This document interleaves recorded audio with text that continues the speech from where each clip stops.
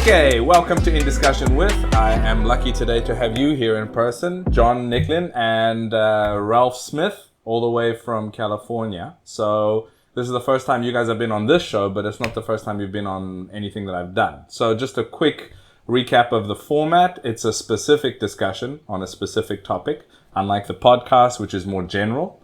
So the people have submitted some questions in.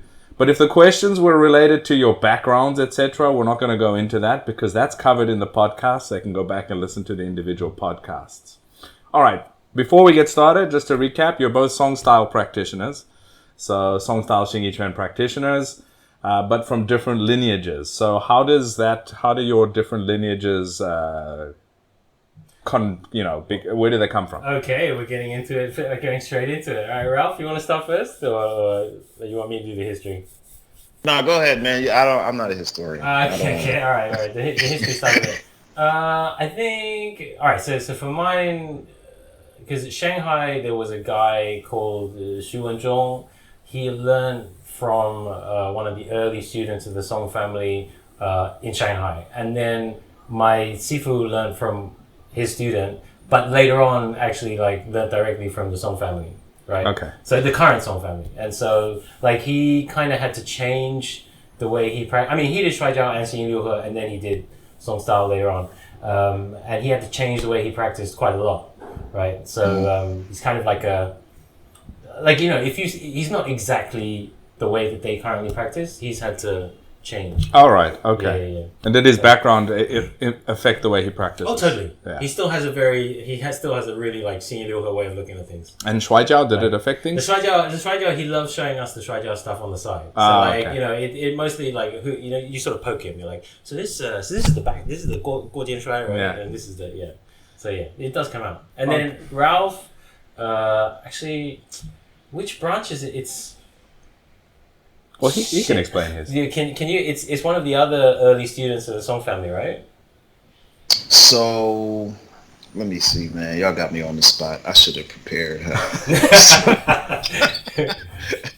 I'm pretty sure it's Song Tielin. And then actually Song Hu Chen. Oh shit. And then what's his name? Right. Li Yujie. Right.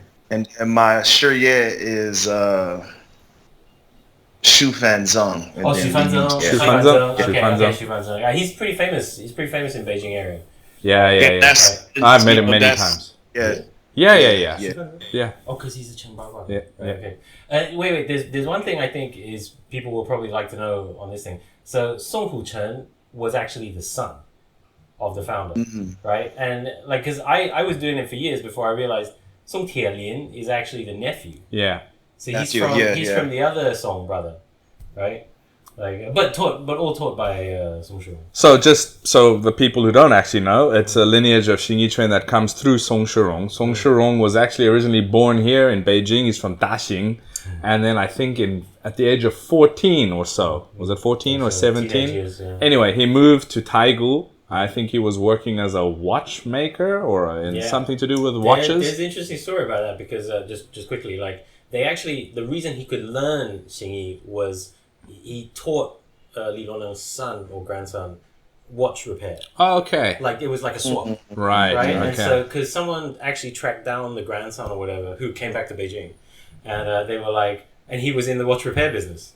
Okay. And, because it was there in Tai Gu that he started studying under Li Loneng directly. Right. And legend has it that the timing of standing in Santi Shi comes from him because he had a watch. No, I'm kidding. But, nice one. I'm going to tell people that. Yeah, you could do that. Yeah. Well, that's interesting because, from there, Song Shurong also went on and had a lot of other influences throughout his training time. He did some Bagua, if I'm not mistaken. He did some Taiji. The family had its own Tan Tui and what's it called, Si Shui Jing, Qigong sense. Right. Even before, yeah. Yeah, because the Neigong Sijin, which is probably the most well-known text that is directly affiliated or connected to the Song family, was given to him by somebody. I forgot the person's name. Yeah, there's some mysterious story about that. Basically, it's like all those Tai Chi, Bagua, Xingyi stories. Take it with a grain of salt. They found this manual somewhere and passed it to him, and he was like, "Oh, this is great."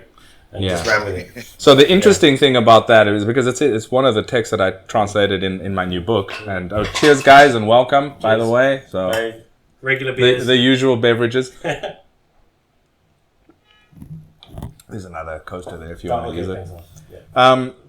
The interesting thing when I was looking at that, because it's not something that is generally looked at within all Hebei lineages. It's really something specific to Song family, although it's become openly... you can see that it's medical, it's philosophical, it's not too sure if it actually was written by somebody who does Xingyi specifically as an initial starting point. Yeah. So it's an interesting text, and I think, of course, Song Shurong must have added other aspects to it over time. Because there's like the comment, like the text itself is only like short. Like each time it's only like 1 or 2 sentences, and then the commentary is like 6 sentences long. Right? Yeah, which is again in line with my book. I did translations of all of that plus my commentary. Translated the commentary as well. Well, sorry, I haven't seen it. Yeah, you'll see it. We'll be getting signed copies of that. Yeah. With hearts. All right, so that's the basic background of Song style. It is kind of unique in certain aspects with regards to its philosophical underpinnings, which make it differ in some senses to other lineages. And also some practice expression is somewhat different as well. Do you guys want to talk a little bit about that? Oh, God. I mean, we should probably deal with the shaking thing first off, because it's most famous in martial arts circles for like and I really dislike referring to it as shaking. Like, so, Ralph, I don't know how you feel about this, but like, 80 or 90% of what you see is kind of wrong shaking, right? In Chinese it's called dou jue jing, right? So like, I guess you could translate it as shaking, but my analogy is like a bullet tap. It feels like a double hit. Okay. Right. Like so if you're doing it like all the flapping around of the fist, that's got to be wrong. That's if you see that, that's wrong. All right. So like I've had a lot of people ask me that, so we should probably get. So it is easy to do it incorrectly, and a lot of the time people are chasing the visual effect. Totally. A lot of people, like even within the style, like they maybe like. The weird thing is the teachers who are very close to the primary students or whatever, like it's not a focus. Right. You know what I mean? Like they're just like, okay, train in this way, like with no tension at all, and it'll come out later. You won't have to force it. You won't have to. But a ton of people, including myself, for years, like tried to force it. Chase it. Right. If you chase it, it's wrong. It's the wrong thing. Okay. Right. All right. Got it. Anything to add there? You're nodding. I agree. Well, thank you for that. No, but I mean, did you go through the same thing, Ralph, or did you like have problems when you were doing the 5 elements and stuff? Nah, I didn't. I thought Shifu was dope. I mean, I went to see Shifu because I thought she had some real power. She's amazing. So I was very intent on really wanting the power. I didn't want to cheat I'm like that. I don't want to cheat myself, so I'm not going to fake it. If I ain't got it, I don't have it. Right. If you ain't got it, don't yeah. So for years, I didn't understand her power. I mean, I just didn't understand it, and I would just be, you just put the work in. You're drilling, and I never could. When I look at old videos of myself, I know I'm not trying, but obviously I think the flavor of Song style was just trying to be Song in a way. Yeah.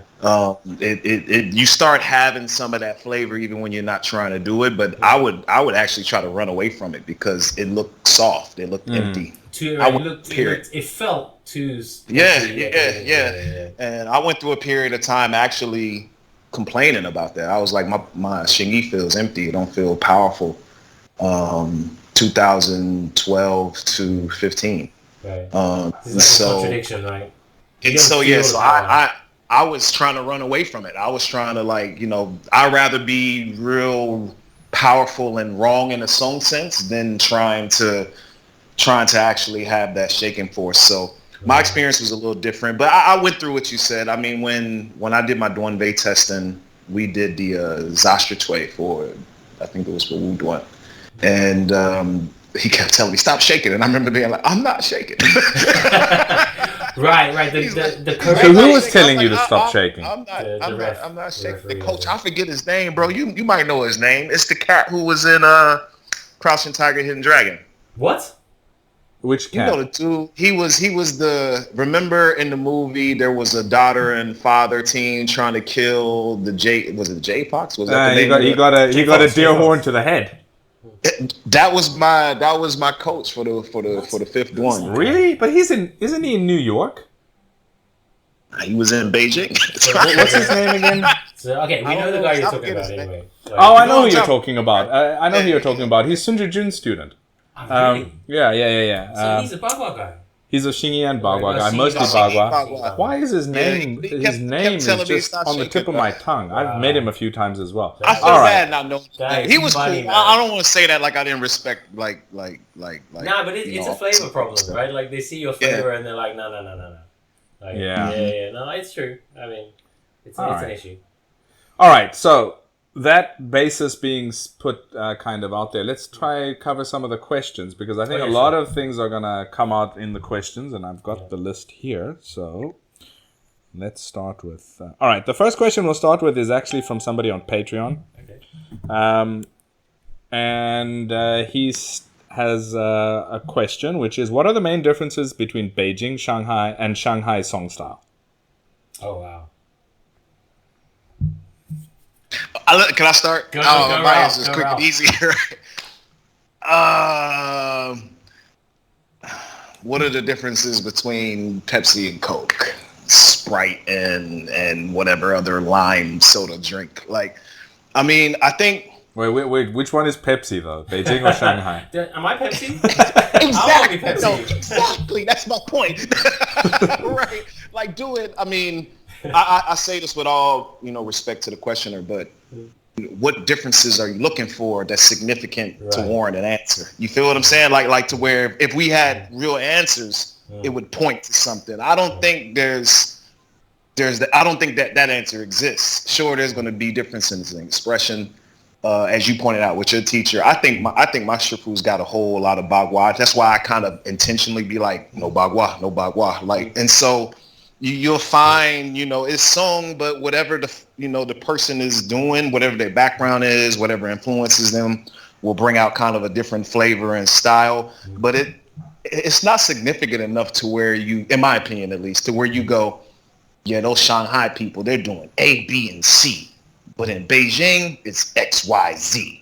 And it's contrasted so much so to where you go, I see that. I see why they train that way. They got this. It's significant and it distinctly stands out from, whatever other place you want to compare it to. I don't think it exists. I don't honestly, and I don't think it exists in comparing the Xingyi versus different, like other Xingyis as well. Like when my eyes look at different branches of Xingyi, I see 5 elements, 12 animals. Right, good power. Yeah. Like I see it. It may not be my flavor, but I see what they're doing. If there were a conversation and no body expression, I could follow it, no problem. Nothing would be lost to me, right?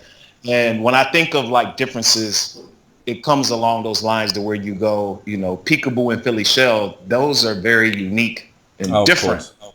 You see what I'm saying? Like, and to where you can, you stylistically, strategically. Yeah, you see what I'm saying? Like, everything about it, you can make that comparison. So basically what you're saying is apart from personal expression, there's no difference. I don't think so. Okay. In my opinion, I don't think so. You agree with that? I mean, because the thing, I've been around like the Tianjin guys and there's actually 2 groups in Shanghai, apart from my shifu's one. There are certain groups where like what they practice is like really quite a long way from like, and I pick up 2 examples here. Like, so one of the groups in Tianjin is actually from Li Yujie as well, right?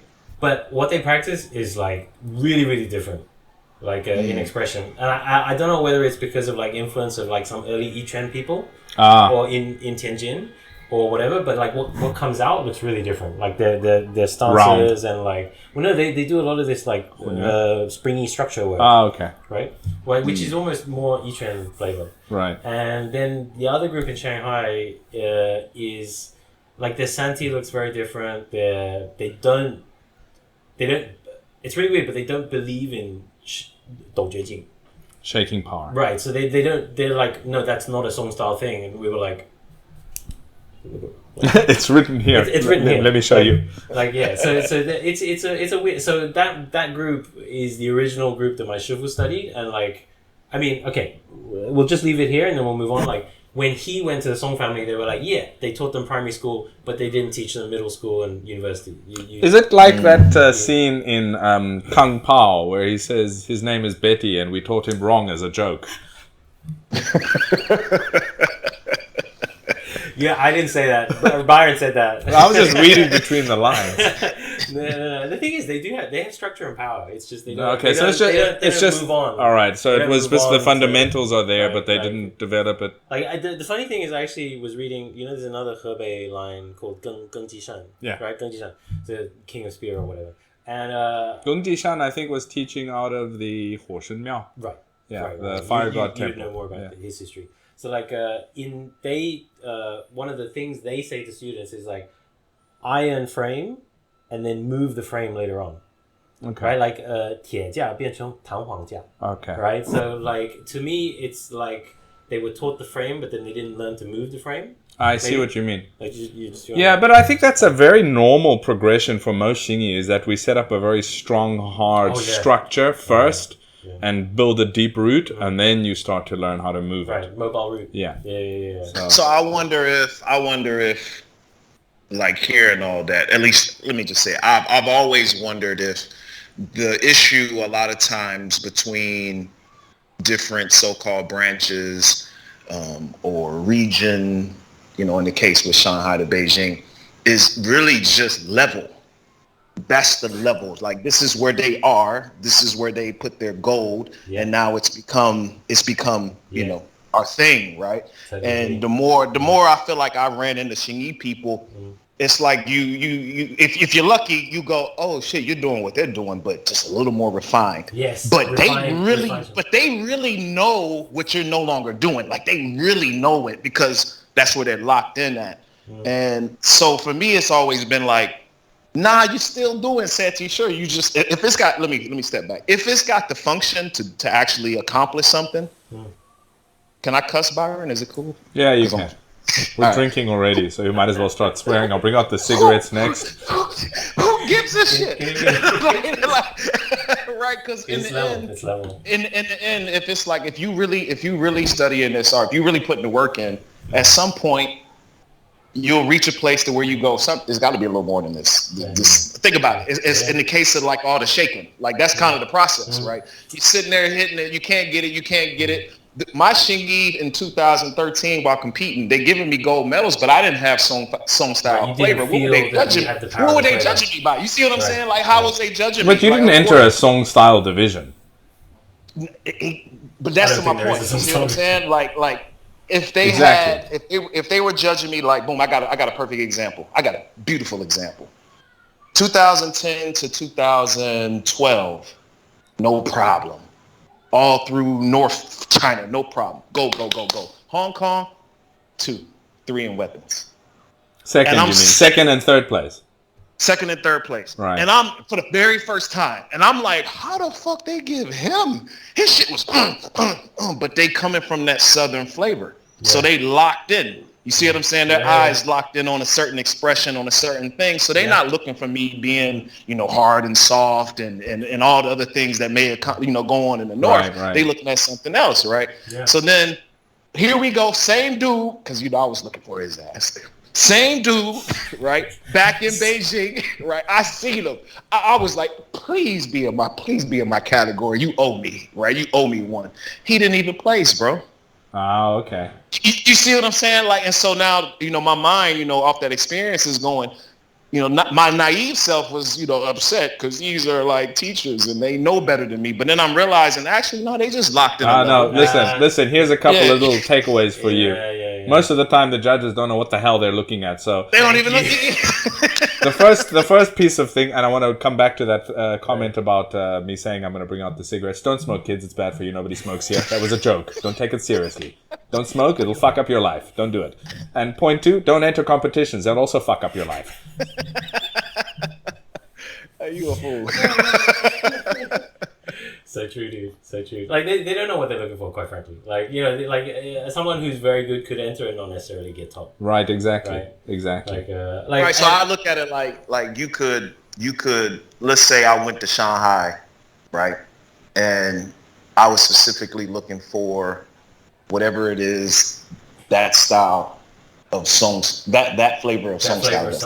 I'm looking for that. Yeah. Then for me, that's gold, right? And then that means something that holds value, it holds weight. But I don't have the right to kind of, put it in this scale, right? To where I'm going, what's more like or more or less? Because truth is, I was looking for that. I wanted that. The same way I went for my Shifu, right? Like when I went for her, I went for her power. But let's truth be told, she's more squared than most people in Shanxi, right? She's not holding the Santi shirt the same way. Like I see little things where I nitpick, and I've asked her, why you don't do it? You mean more square in terms of her shoulders and her chest? She's more. Yeah, she's I more actually here noticed where that. you get like when you look more Shanti, they're more kind of, at least in my eyes, they look a little more. They're more edge on. Yeah. They're more the point of the triangle. Yeah.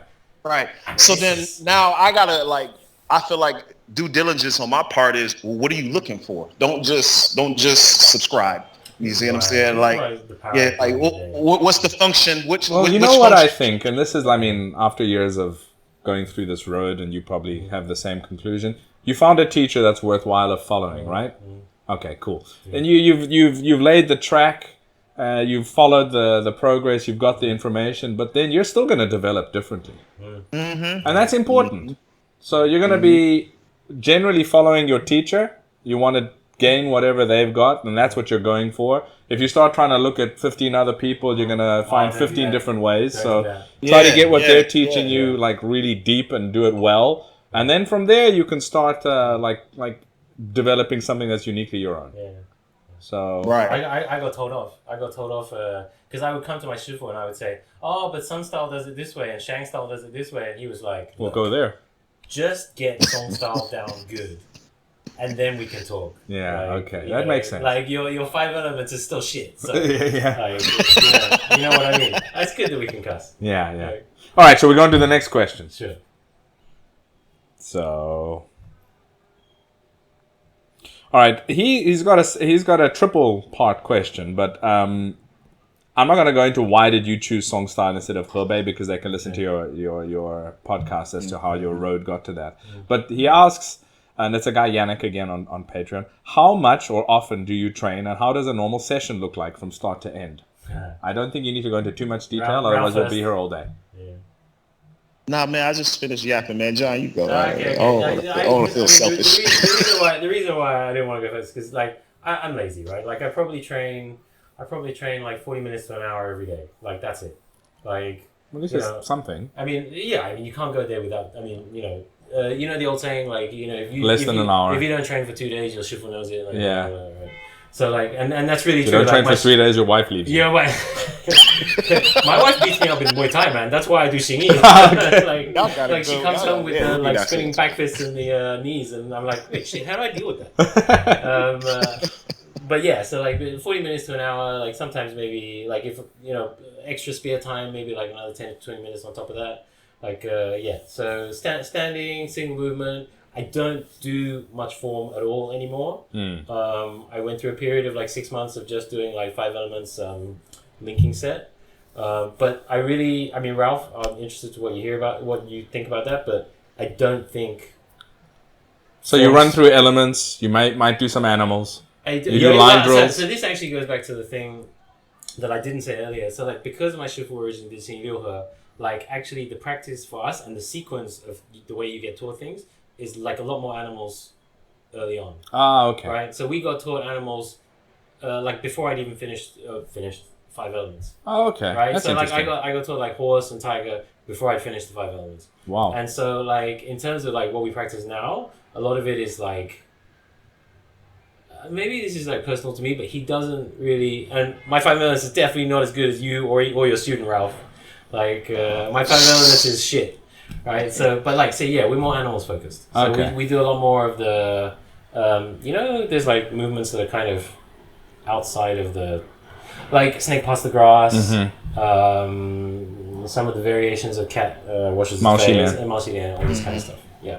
So we do more of that actually. Okay. Yeah. Like and trying to link those up. It's kind Okay, of that's maybe it's interesting. like a phase thing, and it'll change next year. Oh, that's what you're working on now. Yeah, right now. So Okay. single movements, I don't do much form, and if it's anything after that, it would have to be spear practice.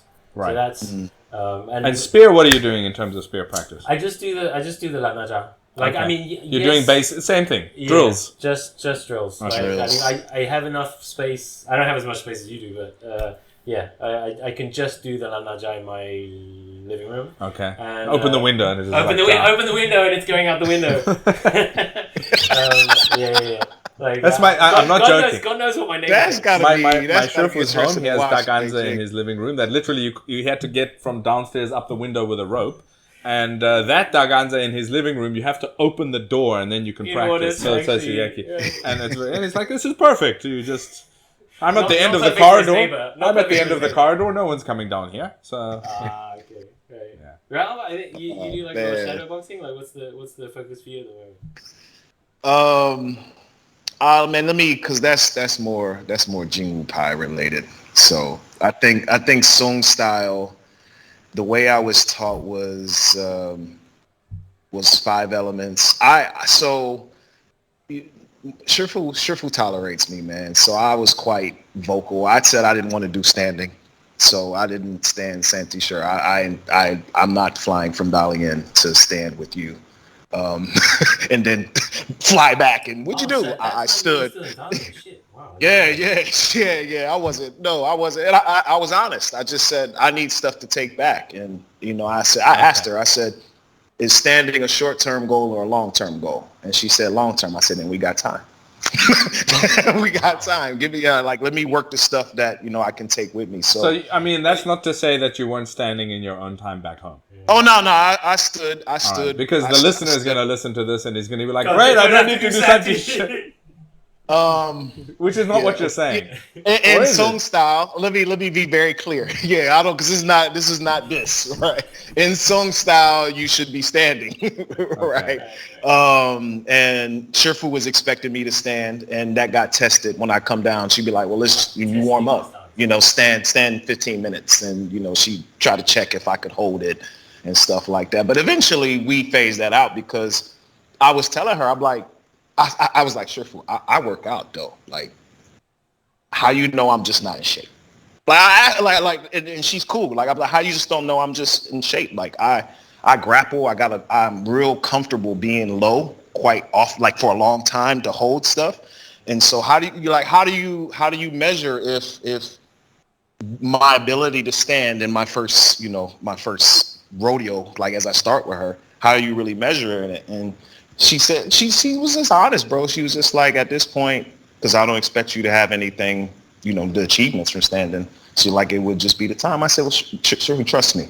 I'm young. I can get it. So I to be fair to song style, I stood when it suited me for 5 elements. If I found something was off, like I misaligned, I would go back to Santi Shi and try to get myself like tighten back up. But we did I guess I think it's a traditional track. I'm not sure. We did 5 elements, and then after 9 years I finally got 12 animals. So I didn't do Years? Yeah, bro. I was just 5 elements. I was just 5 elements. Well, and that's then good. but the 12 animal stuff, it all of it was kind of real easy. It felt like choreography when it came time to do it. It really wasn't much like work to be done next. So and trying to keep that up, because I'm pretty sure y'all the same. When you apart from your teacher, then you go and then they want to see where you at. You got to kind of be able to show. You got to show, right? Yeah. So I make a point to my regimen with song style. It's about 30, 40 minutes, but it all depends on where I find error. If let's say, point being, if I hit Peach Win and I'm like, ooh, tight, I move on. I get that. I get that. Isn't that funny about training sometimes? You'll be like busy. You have missed 2 days because of life. you haven't been able to train your normal thing, and then you'll come out, you'll do Pichu, and like, boom, you'll be like, holy shit. That incubation, that's what I call it. Exactly. That's weird. And you're like, that's good. That's got that. Let's moving on. Yeah, move on. But and then the next day you're like, boom, where's that feeling? Yeah. Yeah. I was about to say something to come out. You guys must have this as well. Like sometimes it just looks wrong. Yeah. You're like, fuck. Like, do it for 20 minutes. What's going on? Like, yeah. So now, in terms, the question was about your general training session. So how do you split your time up? So my time with the little one these days, I get you about. Do more Santi Shi, you just hold the baby. Hold the baby. Oh nah. you got active baby. Even if he was chill, yeah. So my time, I don't want to shit on Santi Shi like that. I love Santi Shi. My time is like is divided. So I try to get about 45 minutes sometime in the day, and then I have a dedicated about an hour and a half in the evening, which my wife gives me. So she's quite understanding. That's good. And so I work the traditional song style for memory of technique. That's all I care about. So I run through stuff. If I find something kind of like what you said, oh man, they don't look right, then that'll be my focus for that because this is my 45-minute section. And then I do that the whole session. I won't even bother to go through anything else. As soon as I run into the error, that's my set. I mean, I only got 45 minutes. Right. And so I'll run through the whole thing. If it's real bad, it'll probably be what turns up in my hour and a half session. Right. I'm not doing anything else. But if it's something where I'm generally like, okay, I see where the problem is at. A lot of times it's the stuff I'm doing in the evening that's impacting my traditional song style stuff. So the shadow boxing or whatever. It's real easy to be working Xingyi on the bag and not realizing you're moving like this instead of like that. You're not harmonized, you're not aligned. Yeah, and when you're hitting the target, it looks like this on the bag, right? It looks like that from the way you're moving, but then as soon as you tap into the song style, it's like, why is my fucking quad so open? Why is my stand? I can see my leg do this, right? And that's kind of more recent. So then what'll happen is I make the adjustments in my hour and a half, because the goal is to make the Xingyi functional. I want to be able to hit it for response. So they kind of work in concert with each other. A lot of times I'll find something in the traditional and then it'll rear its head in what I'm doing, whether it's shadow boxing, hitting the bag. And then the only reason I'm doing that is because of lack of training partners. If I had a training partners, I was going to ask you about that, man. So, I mean, this gets onto we could just cover it quickly. Like, how's it been in Sacramento? Like, a lot of people train with, a lot of students? This has been my experience teaching Xingyi. Well, that is one of the questions, by the way. So you're kind of answering one of the questions. Kung Fu people want, at least in my interactions with people, when people who are interested in Kung Fu specifically, they're not interested in what I do with Kung Fu. Whereas I get more people. Good. I mean, it's just true. I get more people who do, I get more people hitting me up from my old Muay Thai gym. Okay. I see what you mean. It means what you're basically alluding to is that the preconception of what Chinese martial arts is all wrong. Yeah. Most people. And I found that in the West too. Are we going to be doing this? And I'm like, I literally be like, why do you want to? Can you tell me why you want to do it? I actually have no problem showing you. I just want to make sure you know what you're asking for. Wait, like, what why? Kind of stuff today? I genuinely, I mean, obviously, I don't. Bro, let's not tangent it. But kidney disease. They're trying to heal kidney disease, and it's just put it like this. Think of the wildest things that are associated with internal martial arts. You mean like people are coming up to you like, but I want to open up my chakras and I want to communicate with the. I've had emails like that. Yeah, I've had emails like that. This is news to me. I never get. I mean, no one ever. Yeah. Right. And I don't know how to answer that because it infuriates me, and at the same time, you kind of feel sorry for the person. But I don't have the time to educate you. I just say I don't do it. I turn more people away than I do. Are you saying you don't train your celestial Dantan? Like 5 elements. like hitting the bag, 12 animals, all of that, cool. But when do you start astral traveling? Yeah, the astral projection. I'm waiting for that. I mean, that's what I joined up for. Yeah. I don't want to waste their time, and there's no point of wasting my time because the truth is, But it's a valid point. I mean, that is unfortunately, and you probably finding it more now that you're back there, that a lot of people have a very strange idea of Chinese martial arts. Yeah. And then the people that are a little bit more savvy about the nature of martial arts in terms of its realistic, practical application, they don't even look at Chinese martial arts because of the preconceived idea of Chinese martial arts. So they go straight to MMA or something. Yeah. And you know, I'll tell people like, listen, man, my job is to teach you martial arts. I'm not your guru on your spiritual path, whether it be, you know, how to transform your essence. That's not what I do. And to be quite frank with you, I don't know how you'll measure that. Right? The 1960s has a lot to answer for, right? New way, what was it called at the time? Yeah, it was New Age. Yeah, New Age. There you go. New Age. Crystal. Now crystal it's power. new. Right. All right, let's go on to the next question. Sure. Right, so I'm going to go straight to quite an interesting question that we got from on YouTube. Actually, somebody asked, and it's somebody called Buddy. And it was a little bit more in depth, and it really is very related to song style and its theoretical practice. So, discussion on the yin, yang, and neutral positions of Santi Shi and how these produce power in the 5 fists and 12 animals and weapons. So that's the first part of his question. That's a big question. Well, you can just briefly touch on it. If it's too deep, we can... I mean, okay, the yin yang... Alright, so, I mean, this is one of the things... I mean, personally, I think it makes song style and also more difficult to do right, because you know, at the end you're supposed to be able to do like the every element and animal is kind of split into a yin version and a yang version, right? Like, you know, this was mentioned on the documentary and stuff. And it starts in the Santi, right? So there is a I personally don't use the yin yang because I can't remember them. I use back and front. Do my right? Okay. So I use normally I use that for myself, like the back power and then the front power. Right. And it's in the Santi, and then like it extends to all of the elements and the animals. But the thing I would say for me, and the reason why I don't like me talking about it, is because I didn't learn the front power side of it until like 5 or 6 years in. Like, so I'm actually a beginner at that side. Like and I kind of, if I was teaching people, I wouldn't do it like that. Right, and I know. You mean you wouldn't do it the way you learned it? I wouldn't do it the way I learned it. Like, and I know other groups because I'm in contact with the London group. I'm in contact with the Hong Kong group. Like, you know, Zhao Yongchang, the son. Oh yeah, right, the son, right? So I'm through his students, like I know that they start from the very first day.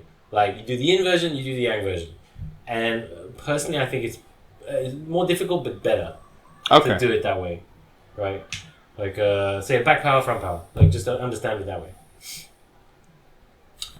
You have something to add, Byron? I forgot the question, man. We've been over here. I've been drinking.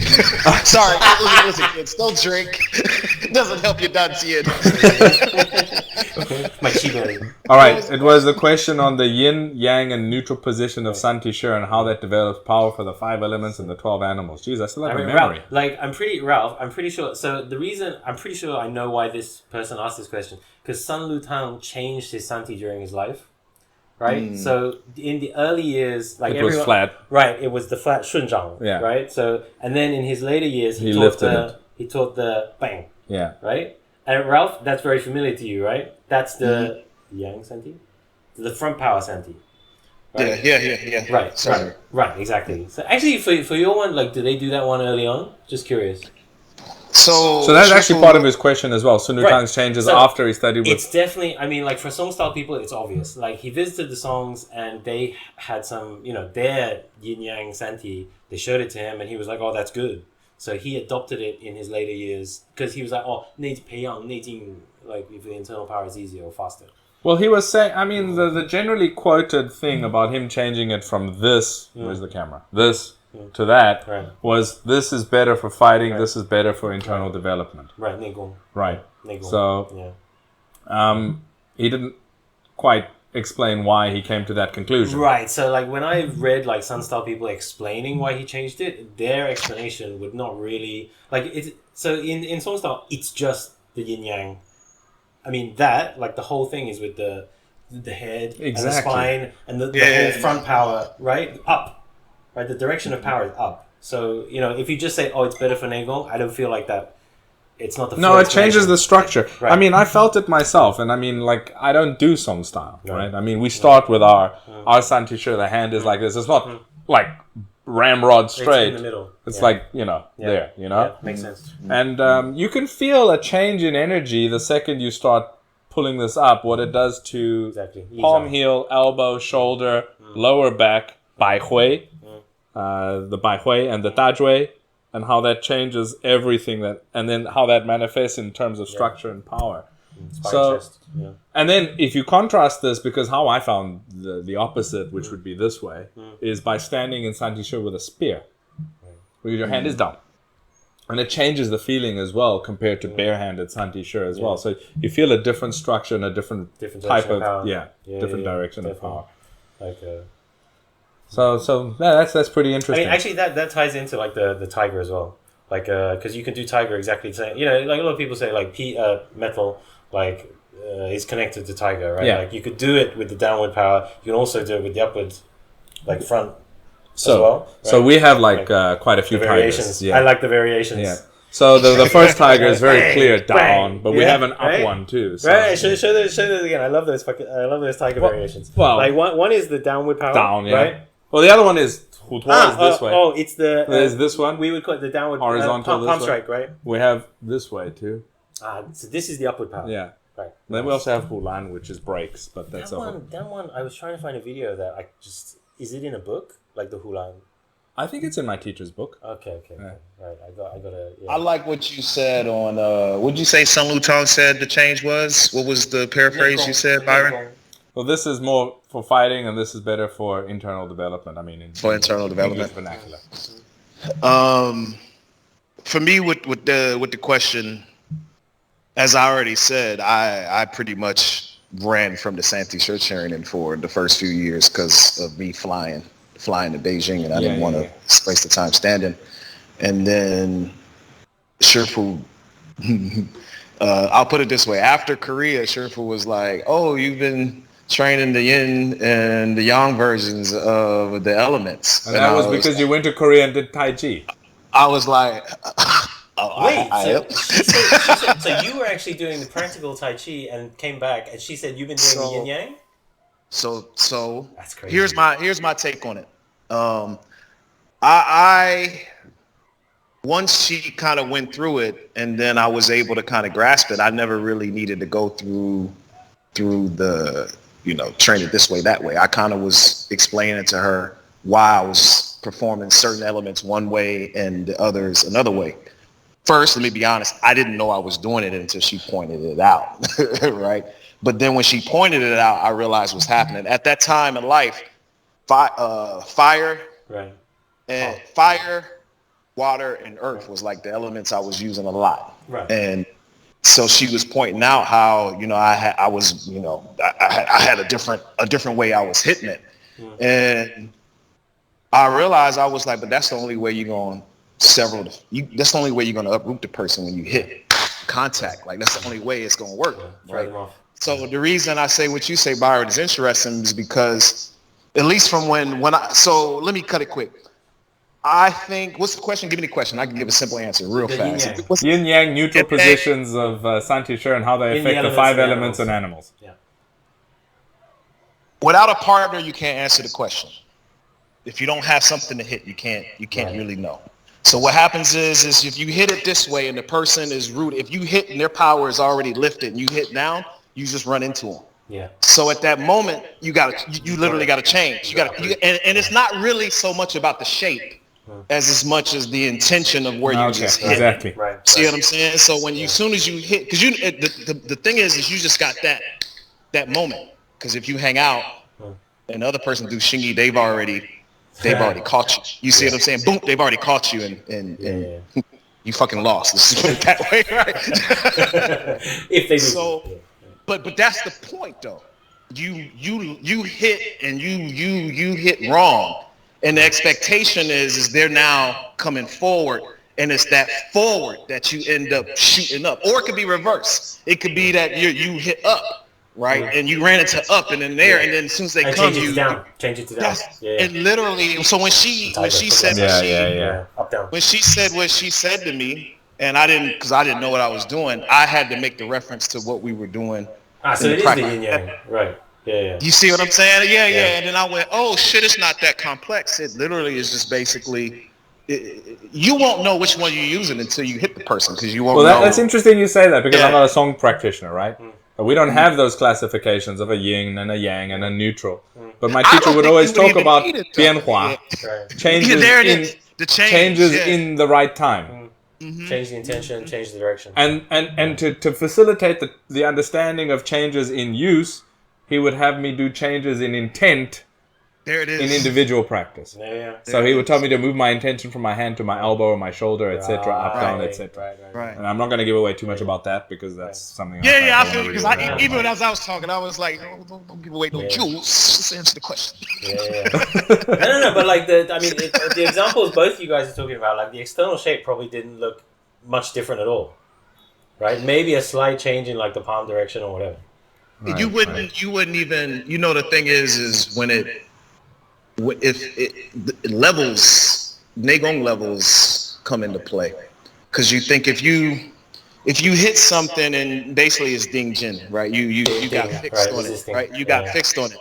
If you use shape to change, you just go and pop off. You changed wrong. Your intention was wrong. You weren't concerned with the power that actually fixed you in the first place, right? So oftentimes, when I look at, going between I'm gonna just use Jing Wu Pai terminology. It's easier for me. Going through a yin path and a yang path when I make contact really just depends on contact, right? I won't know which one it is. So then now, what does that look like? Solo training? It looks like a shape. But the shape really, you see what I'm saying? Yeah. But the shape really won't do nothing. Shape doesn't tell you much about what. Yeah, but you won't see it actually. Right, and it's so exactly that's what I'm getting at. If once that fixed place hit, you would never see the change. Yeah. The person would just get issued out. And let me just say something, a little salt. A lot of cats be lying, right? I'll watch a lot of videos of people issuing, and when I say issuing, it just means both feet come off the floor. Right. And I'll be like, you fucking missed. You missed. I see you got fixed. That slight moment, you can see the person being fixed, and they'll do something else and accomplish it. Meaning they'll make the change. Right. And if you're familiar with Ding Jin, like when like I'm fucking fixed, he got me. Right. It's that one little second where you go, it shouldn't have taken that long. That little millisecond that you took. I get fixed all the time by my students. And I tell them, I'll be like, listen, I ain't stop. Of course, right? It's fucking fighting, right? You're supposed to think about it this way. I got one for you, Byron. When have you ever pulled the arm bar off or any submission and it was as easy as the drill? First day students. That's the only it's time. never. This is what bugs me about watching a lot of these videos. I'm like, that'll never work. It's not only not gonna not work on somebody who knows what they're doing. That's given. And I'm talking about all Chinese martial arts as well. I'm not just talking about grappling techniques. Yeah. It's not even gonna work on a guy who knows nothing. Yeah, untrained person. It won't work on a guy who knows nothing. I mean, I don't want to introduce the topic, but Ma Baoguo. His stuff wouldn't even work on an untrained person. Never mind a trained person. Yeah, and you know what? A lot of the performances of like this technique, and if the guy does this, it won't even work on. Look, because even if you don't know martial arts and you don't know nothing, you have natural reactions. Yeah, and those natural reactions would stop a lot of the techniques that people are showing. Yeah, they never work. They never would work. And so you think something as. Let me bring it back to Sung family. To me, I look at that once I was made aware, because again, I wasn't standing, right? Once I was made aware of it, I was like, it kind of really made me reappreciate like Xingyi. It's why I tell, I'm Xingyi. I do Tai Chi as a baby. It's my hobby kind of thing. But I was like, bro, somebody somewhere was so technical in transmitting this.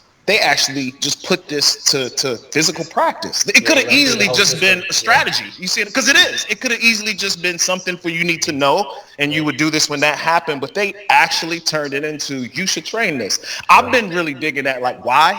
Because really, you can develop a lot of bad habits from doing the form. So you get so form focused, so shape focused. When you make contact, here you are trying to change the shape, your intention is wrong, right? So I've never been able to pull that part. Like, I've never been able to reconcile that part, but I still was able to appreciate. But it was almost like they knew if we don't make it into something, it will get lost. Right, you're talking about the making it explicit, like systematizing it through the whole thing, and just to like bash you in the face. You got to do this.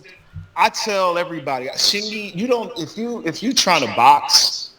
You want to do Chinese martial arts and you want to box, don't do Xingyi. It's too dangerous.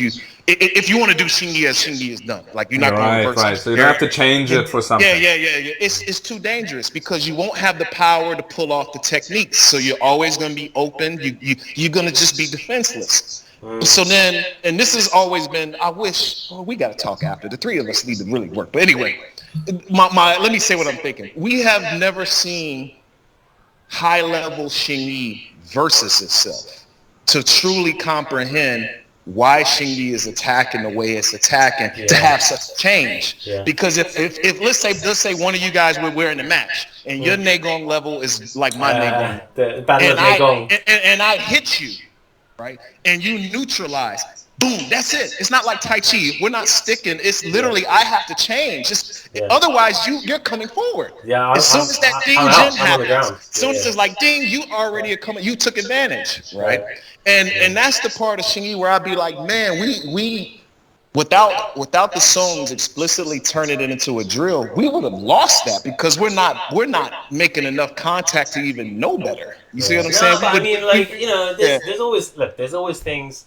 The thing, like in song, in whichever like sub branch or whatever, there's when you see a branch like doing more and more forms, or when you see a branch doing like more and more like fixed, like completely fixed, that's the wrong way, right? You're not going to develop combat skills from that, and it's one of the reasons like my shifu we don't do almost none of the fixed the Anshan Pao and all that. Right. Like we don't. I mean, he knows it, but he deliberately didn't teach it to us because he was like, "You'll get into fixed habits. I don't want you guys." Well, it shouldn't be left at that. Right. You should go free. I think we go from fixed individual to fixed partner to free. Should be. And if you stop at any of those levels, you're gonna end up. Can I piggyback? This is why I don't like looking at performances of Anshan Pao and things like, why are you performing Anshan Pao? I was like, you don't perform it, bro. It should be. It really is a reference set. Right. If you want to be Xingyi minded, that's how I look. It's a reference set, right? So as a reference set. Exactly. It's I give, you receive, you give, and we go back and forth. Giving real resistance and real power. Right. Yeah, right. But look. Even like so I've said this before, but the word sanda, right? Like people think, sanda is a Chinese martial arts fighting format. No, it's a concept. San means to separate. Right. So take your techniques and separate them, right? Like it doesn't mean free fighting. It means take the technique that's in a hole, separate it out, and work on that, on right? the technique. Right. So I do that with Anshan Pao and all our other stuff too, like Ho Dao Sheng, right? Ho Boom Boom, right? Right. Okay, so that's that monkey part where I just come straight at, punch me. Yeah. He knows what he's doing. I know what my response is going to be. We both know there's no risk. Hit me as hard as you want to. And that's how you, 1, 2. 1, 2. 1, you know what's coming. 1, 2. Then it starts to become a habit. But if you're just doing Anshan Pao like 1, 2, 3, 4, it doesn't make it doesn't help anybody. I mean, the patty cake habit, right? I've seen a lot. Like, it should be ramped up because every single one of those strikes, every single one of those strikes should be fight enders. Right. Exactly. That's what it is. It should be very uncomfortable for you, like on the end of that. You think with that question I would say it relates to anything you do in Xingyi. I mean, because the idea is basically, can you change? I mean, it's basically Tai Chi, yin yang. Like, can you change? Right? Can you go from yin to yang, yang to yin? To sum it up, that's what Xingyi is saying. Right? Be able to do this. And sorry, this is not push hands, so you can't follow and touch them and roll. You don't have that. You need to link the element. If you're ding, hit their ass again, but know where you was ding at. Right? And I think I'm preaching right now, man. Sorry, y'all got me in my fucking bag. Hey, right? This is preaching time. If I think Xingyi is the perfect internal martial art, most people don't want to do it because it's not flowery. And I think we've retained the drills in a way that, for the most part, I mean, they've been touched. Let's be honest, they've been touched, but they haven't been so touched like a Tai Chi. Like you can really kind of go, that don't really match, because you got me doing this wushu form, but then when I go and touch this other form that's not in the competition circuit, it's totally different. And actually, it's the exact same way in other places, but right here in my 5 elements, it's got that small change, right? It's real easy. What I'm getting at, it's real easy to see where stuff has been touched with Xingyi. Like it's very easy. So you can always just revert back to function. That's my target word when I'm teaching Xingyi, function. If it has no function, it means we don't know it. It doesn't mean it doesn't work. It just means we don't know it. I tell people all the time, I don't know every animal. I don't know I got a few animals that I love, and they my go-to. The rest of them, I don't know how this shit work. No, I mean, look, right. So with the whole animal thing, like, when I was taught, like, he would always say, like, look, at the end of the day, you're just supposed to, like, settle on a couple of animals that you can really change and move and use and like, like horse or tiger or whatever. And you, like, even if the person's, like, fighting you, you can change into another version or variation of the same thing, actually. Right? Like, and forget the rest of the animals. Like, if you don't mesh with monkey, okay, fine. I don't mesh with monkey. I don't mess with I said I'm too tall. I said this. I said, when you go see me jump? I mean, y'all, like when you go see me jump? Right? And when do I need to? What is it? 6'7", 6'8"? Like when am I gonna really do it? But it's to that point. Like, if we're thinking function, you immediately start recognizing there's certain things. When are you gonna see me so low? What is it? Yan's a chow sway. Like, when are you gonna see me really do that? If you my shriffle size, how am I getting there faster than you, and you're already that close to the floor? I mean, for her, it would probably work well. Yeah. Well, exactly. Yeah. That's how it's supposed to be. Right. Exactly. So then. Actually, there was a question about the dragon.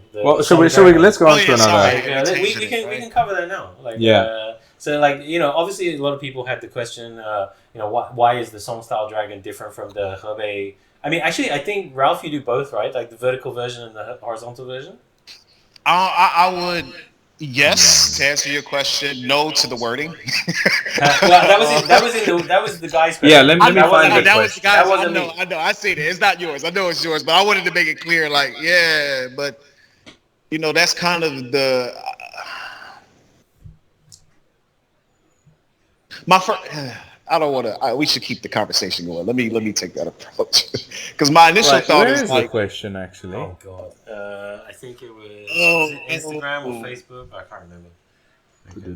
I do remember seeing it. It was like, why is like Hebei style more vertically? I do remember that. I think it's one of the. That's right. That is the question. The question was about the one vertical, one being horizontal. Right. There you go.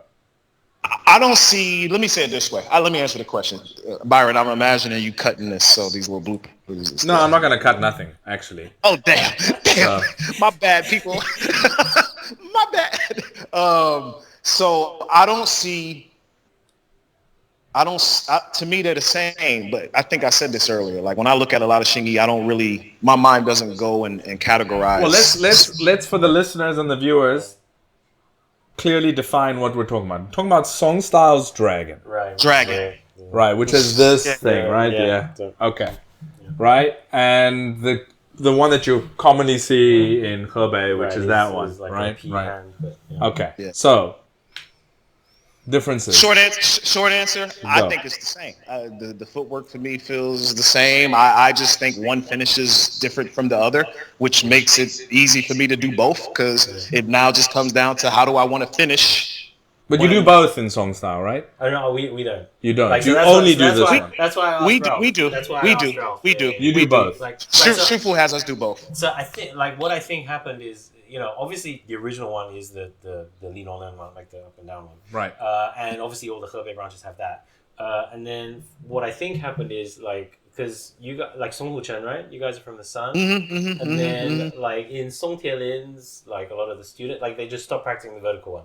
I mean, I know we disagree with the terminology, but like they stopped practicing the Hebei style one. And now like all of my generation over there, like, they would all do this one. Right. Well, let me. This is coming from a Hebei perspective, okay? So I don't do song style. Once again, you guys have Zha Shui in your curriculum, right? Yeah. You have Zha Shui. Yeah. Do you know there's a technique called Lan Long Wo Dao? Lan Long Wo Dao. Yeah. I don't know. Lazy dragon. Yeah. Lazy dragon lies in the road. You know the technique. It's just maybe. Show me the technique. What's the technique like scooping down and so it's like a cross stance. Punching down. And punching down this way. That's cross stance punching down. It's just called lazy dragon or whatever. Like lays in the road. Yeah? Right. You guys have that, right? We have that. But the lead up to that, what's the technique before? In your Oh, I mean, look, if we're talking about like, do you still have the, because I mean in the bung No. You'll see what I'm getting to. So is your technique Sampan Lodi before? Sampan Lodi, yes. Okay, Sampan Lodi. Yes. If you go from Sampan Lodi, shift your weight and stand up. Right. Yeah. Pick that leg up and step forward. It's the same. Yeah. Right. So I think, and the name kind of, I was thinking about this more recently. Like, why they call it Lan Long Guo Dao? Why do they use the term long? Right. Why is dragon in there? Because obviously it has some connection with dragon. The whole process has some connection with dragon. I don't think that you're doing something that's completely alien. It's not completely alien. No, It's very closely connected, actually. It must have been, like, because at that time, right, my guess, like, there were loads of variations floating around. In fact, I've been shown, like, another variation by the Tianjin Song style guys, which doesn't look like the current dragon either. Okay. And, like, there were tons of variations floating around. Like, he was influenced by a little bit of contact with Bagua, a little bit of contact with Shuai Jiao. Like, I mean, that also makes sense because Shuai Jiao has something to do with this argument as well. I mean, I think the current Song style dragon. Chang Yao Wai. I already go ahead. Yes, exactly. Chang Yao Wai.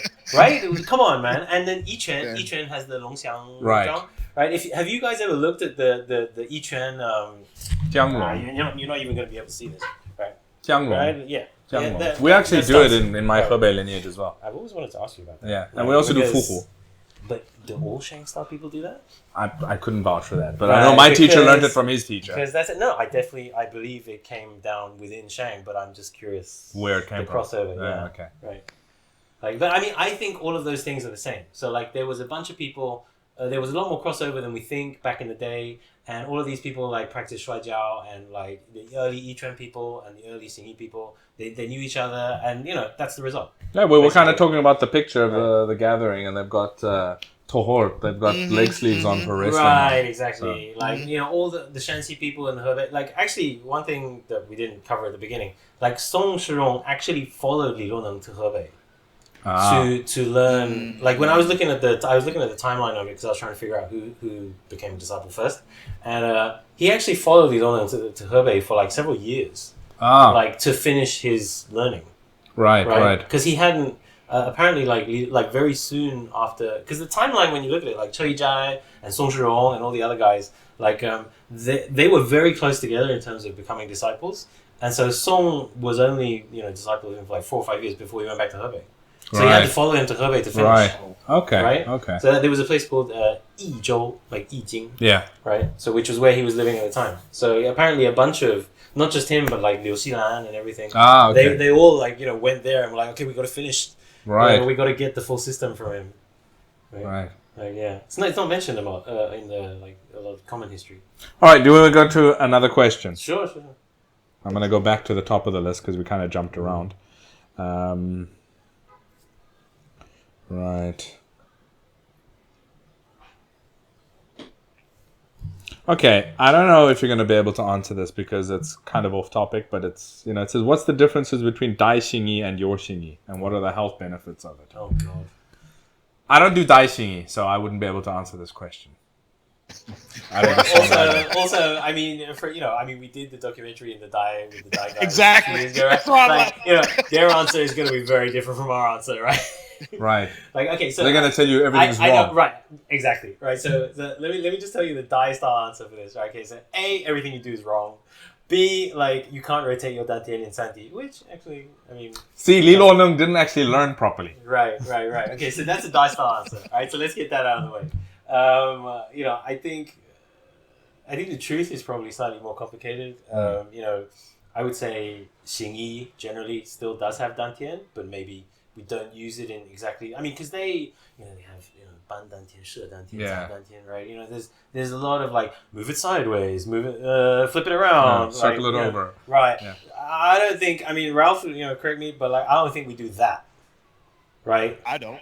Like, yeah, exactly. Like your dantian is working. Like when I mentioned to Byron, like I'm training partners with Ralph's student here. Like your dantian is working, but we're not doing a lot of this like moving it around, flipping it around. Like no, we're not doing that. Right. So, and then the health side of it, I mean...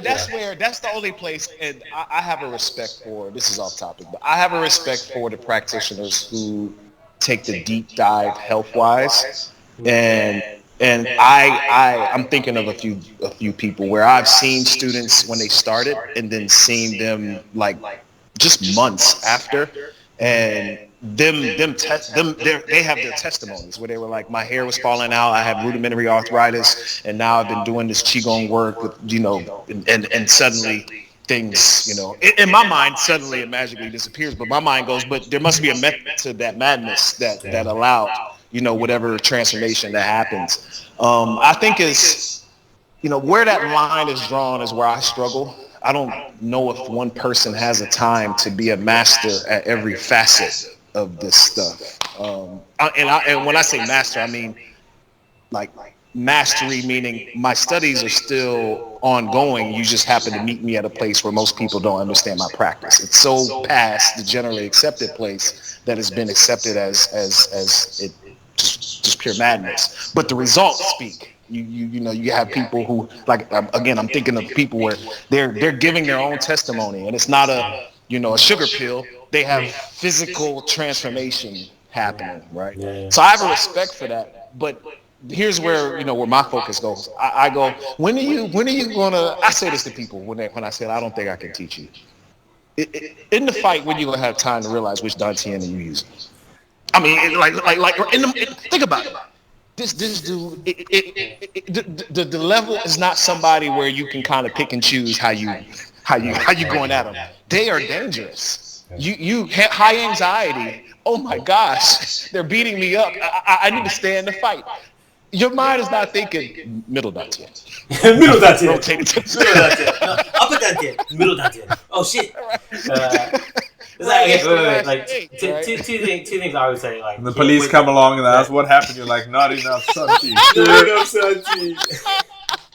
Yeah.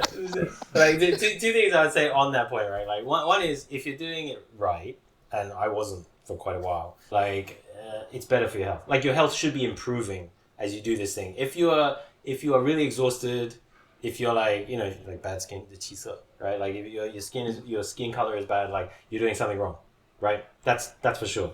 Second thing, like all this like direct the chi flow through like this acupuncture point. There's not much related. There's no point. There's no point in talking about the shit. Right. Do the practice correctly. Right. Keep at it. Right. And the effects will manifest. Right. You have to focus on the effects. There was one question. What's the question? There was a chi question about Yang Tai Chi. Not to segue quickly. Meridians. There was one. And I think we have to because there's a lot of Yang family Tai Chi people who use the Chi terminology. Right. And yes. I mean you'll find it, but I think it's about mobilizing the Chi.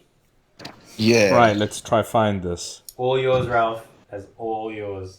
Well, that's why I had to bring it up since we was on the. Well, there's a question from Andrew Macaluso. Can you please discuss the relationship? He called his name out. Now he's gonna think I'm picking on him or something. No, I should be calling people's names out. They want to know that their questions are being answered. Can you please discuss the relationship of the meridians to the central channel?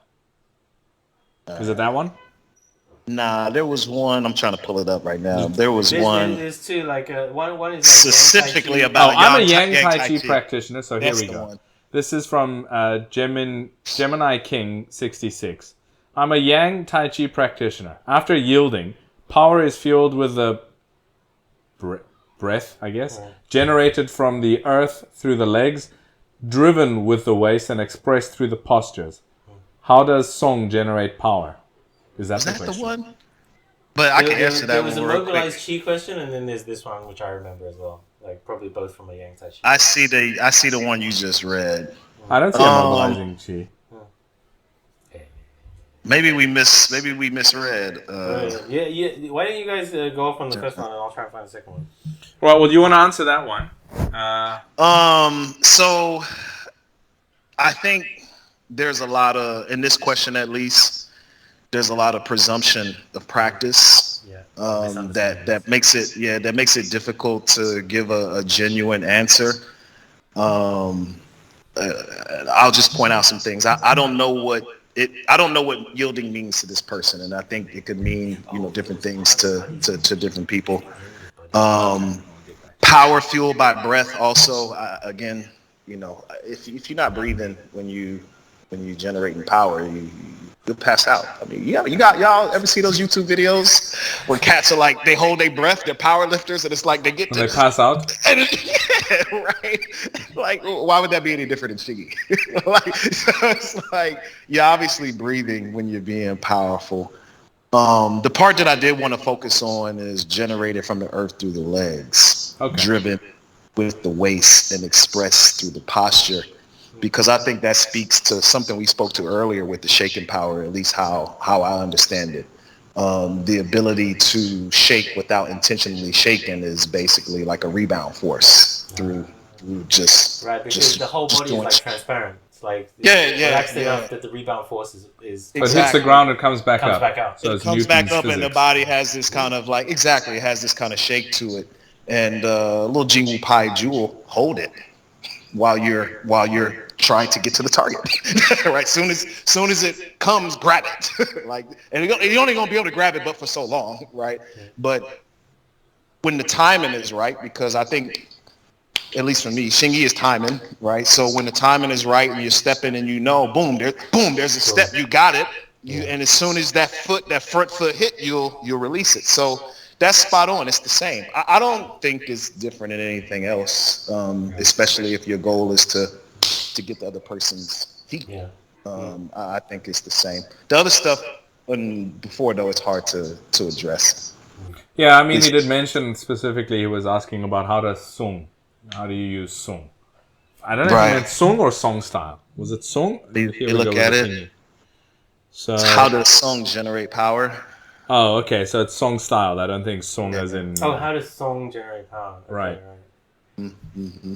I think you've kind of answered that. I mean, we were through the discussion. The only thing I would say is like, I do see it, again, because of my Shiva's background, like I see a lot of Xingyi Liu stuff still in there about the power generation. Right. Like the contracting and expanding, the spine, right? All of this stuff, like it's with rib cage, right? Well, I still see that stuff in the Xingyi.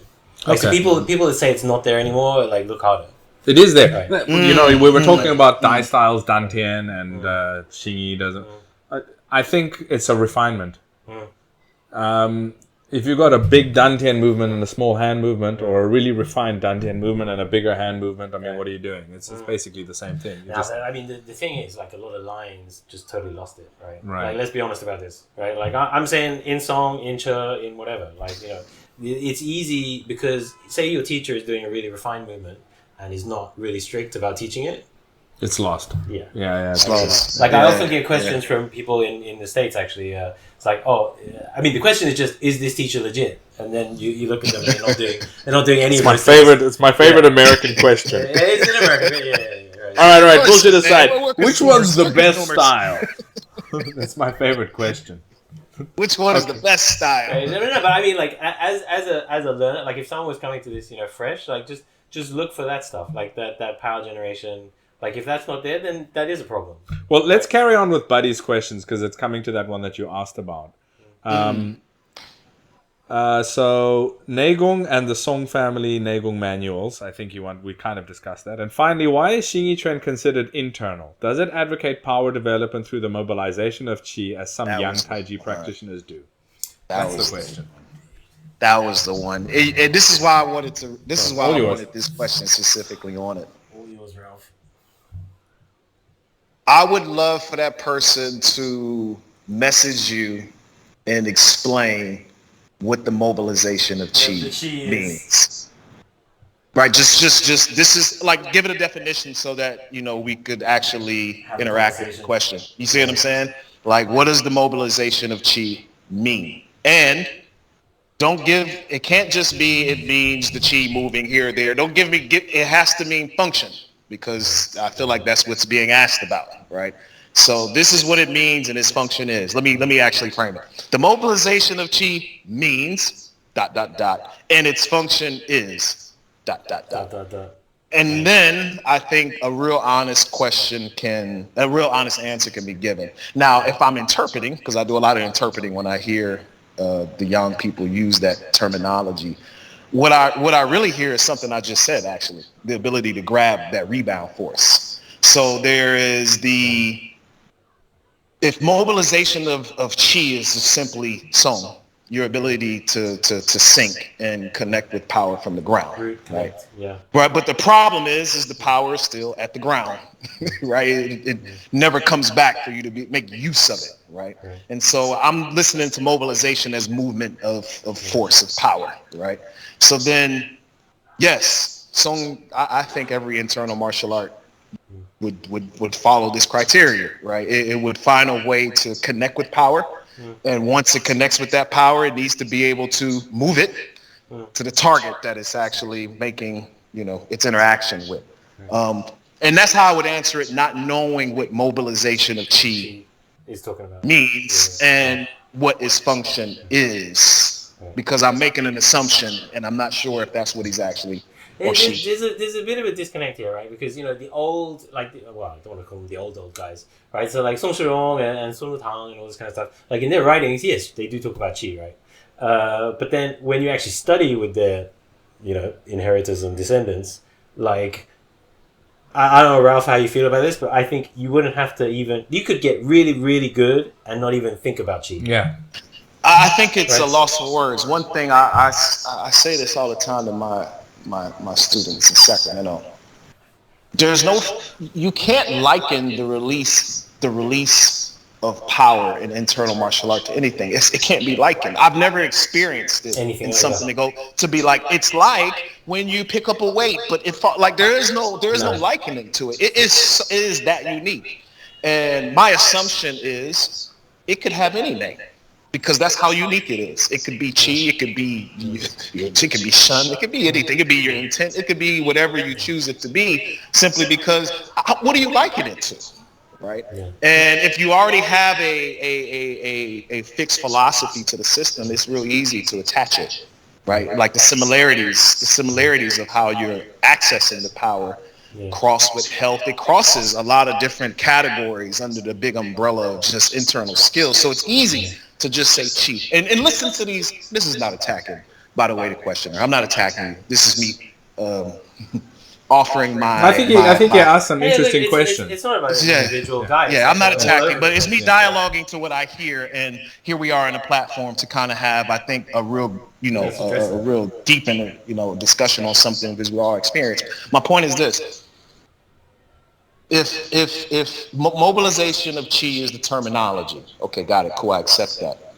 What are the words used to train it for functionality?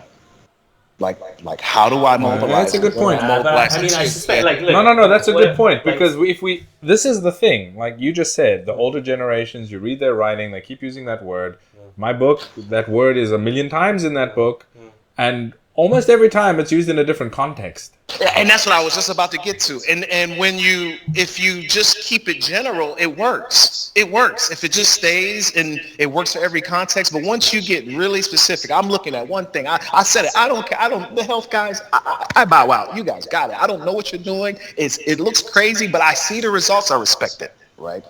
But then when I hear that same terminology come back to me, I had a guy in Dalian, a Chinese medical doctor, tell me this when I believe Qi was the magic word for everything. He got pissed.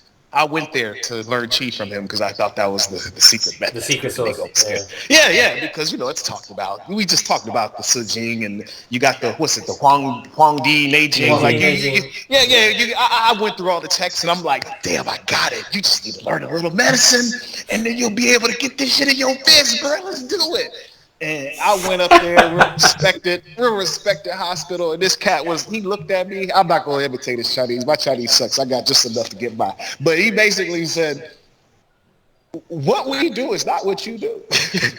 Why the hell would you think I went to school all these years, paid all this money, and this is to go do, right? Oh, he did that.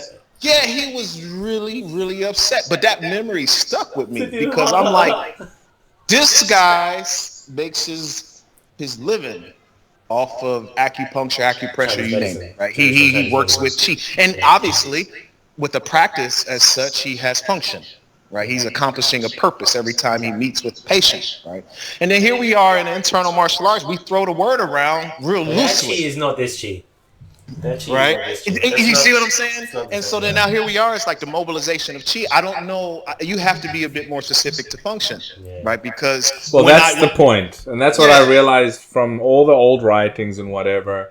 It was a word used for a lot of things that they didn't have terminology for. So in different contexts, they were referring to different things. I think today we have a lot better use of language that we could actually probably clear up what they're talking about there. Yeah. But in other aspects, it is vague. And it's deliberately vague because it's all of those things at the same time. And that's just how it is. Which means you can't overthink it. Yeah, that's the other thing. Just do it. Just bro, if it accomplishes the results you're looking for it to accomplish. It's like you eating food, and I've used this analogy before. You don't need to know the digestive process and the enzymes and how it's broken down. You just know that if you eat that food, your body's going to get that benefit. I don't know how it happens. It happens, though. Right? I don't need to know how it happened for it to happen. It'll happen. I mean, like, the students need something to hang their concepts on, right? So I think, like, nowadays, it's much better if we just talk to them about, connection, routing, intent, the rebound force, the intent, right? Like, without even mentioning the word Qi. It's no point. It's no point. Like, you're not helping people by talking about Qi. Honestly. But most people, this is back to the question about teaching in the States. People come for that. People like when I think of the conversations I have. There's a famous Tai Chi teacher we could recommend for them. Who I'm not going to name. Well, that comes back to eating chilies and things. Man, listen, y'all stop, man. Listen, I don't want to be associated with no kung fu politics and dramas. Look, Ralph is cool with everybody. I love you guys. Unless you show up over here and then you get the smoke. But listen, okay, we cut that bit. I love you guys. No, we don't. No, I'm also not interested in that side of things. So, yeah. Okay. All right, so we're going to another question. I'm really in trouble with my work. All right. I've got to. I forget. You guys can continue, but I've got to run off. All right. Okay. Well, he'll answer some of the questions, and then you'll be back. Sure, just make sure you come back. Yeah, don't disappear. I'll come back on. Rick Ross. Okay. All right, welcome back to the Ralph and Byron show. Hey, I'm ready for my close-up. Okay, so specific questions. There's a question from that's for Will. That's from Will for John. So we'll leave that when he comes back. I think Trevor Taylor asks, how has it been since returning to the US, and has it been difficult finding students? I think, being away, I was in Asia for a long time, so well, would you look at that? He's back. Sorry. Hey, man, that worked. Nothing I do is going to change that, so who cares? That worked. Because I want you. Yeah. I'm enjoying this so much more. It's been good, but I think the quick answer to that, which will give a lot of insight, is related to Xingyi. I've been saying this for a while, but now I say it with a bit more affirmation because I'm back. Xingyi in the States is bad, in my opinion. It's bad. It's bad, and it's real shocking how much bad Xingyi gets passed as real good Xingyi, actually. But then the same people who accept this, a lot of times they don't stay with it long. You know, Xingyi here feels like a form. Like the whole system is like a form to people. It's like, yeah, I learned Xingyi and now. Well, I've heard people say that. I'm like, I want to learn the form of Xingyi. I'm like, yeah. Like they approach it like it's just something you could just quickly get, and then pick you. up in a weekend. Yeah. Are we doing Xingyi this weekend? Oh, okay. Yeah. Bagua next week, right? Right. Exactly. Yeah. Okay. I got it. Yeah. And that's been real. You know, I love Xingyi, man. Xingyi, Xingyi is me, and I'm Xingyi. Like the art speaks to my body in that way, and so you know, to meet that is kind of, you know, it's disappointing. Yeah. Because you know there's a lot of value in Xingyi, and I stand on the side of saying I think it's more complex and more refined than the arts that are considered complex and refined. Yeah, I agree.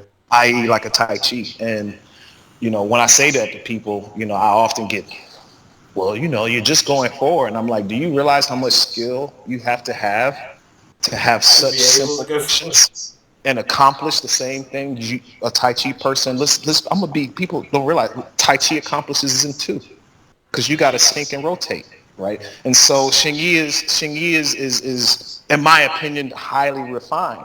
But to that point, if you have that kind of perspective and people want to come and learn the form, right? I want to get the Xingyi form, and you're trying to tell them, no, there's this whole system. And actually, before you come in to learn Jing Wu Pai, actually, and the first thing you need to do is just basic boxing, right? Because if you don't know, you know the beauty of Xingyi. Sorry, then I'm gonna stop.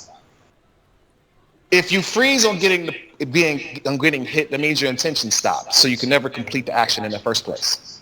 If you flinch when someone throws something, your intention stops. You're never going to complete the action in the first place. Xingyi is going forward the way it goes forward for a fucking reason. And if you just this, it stopped, right? Regardless if you parried or didn't, you stopped. You have stopped, right?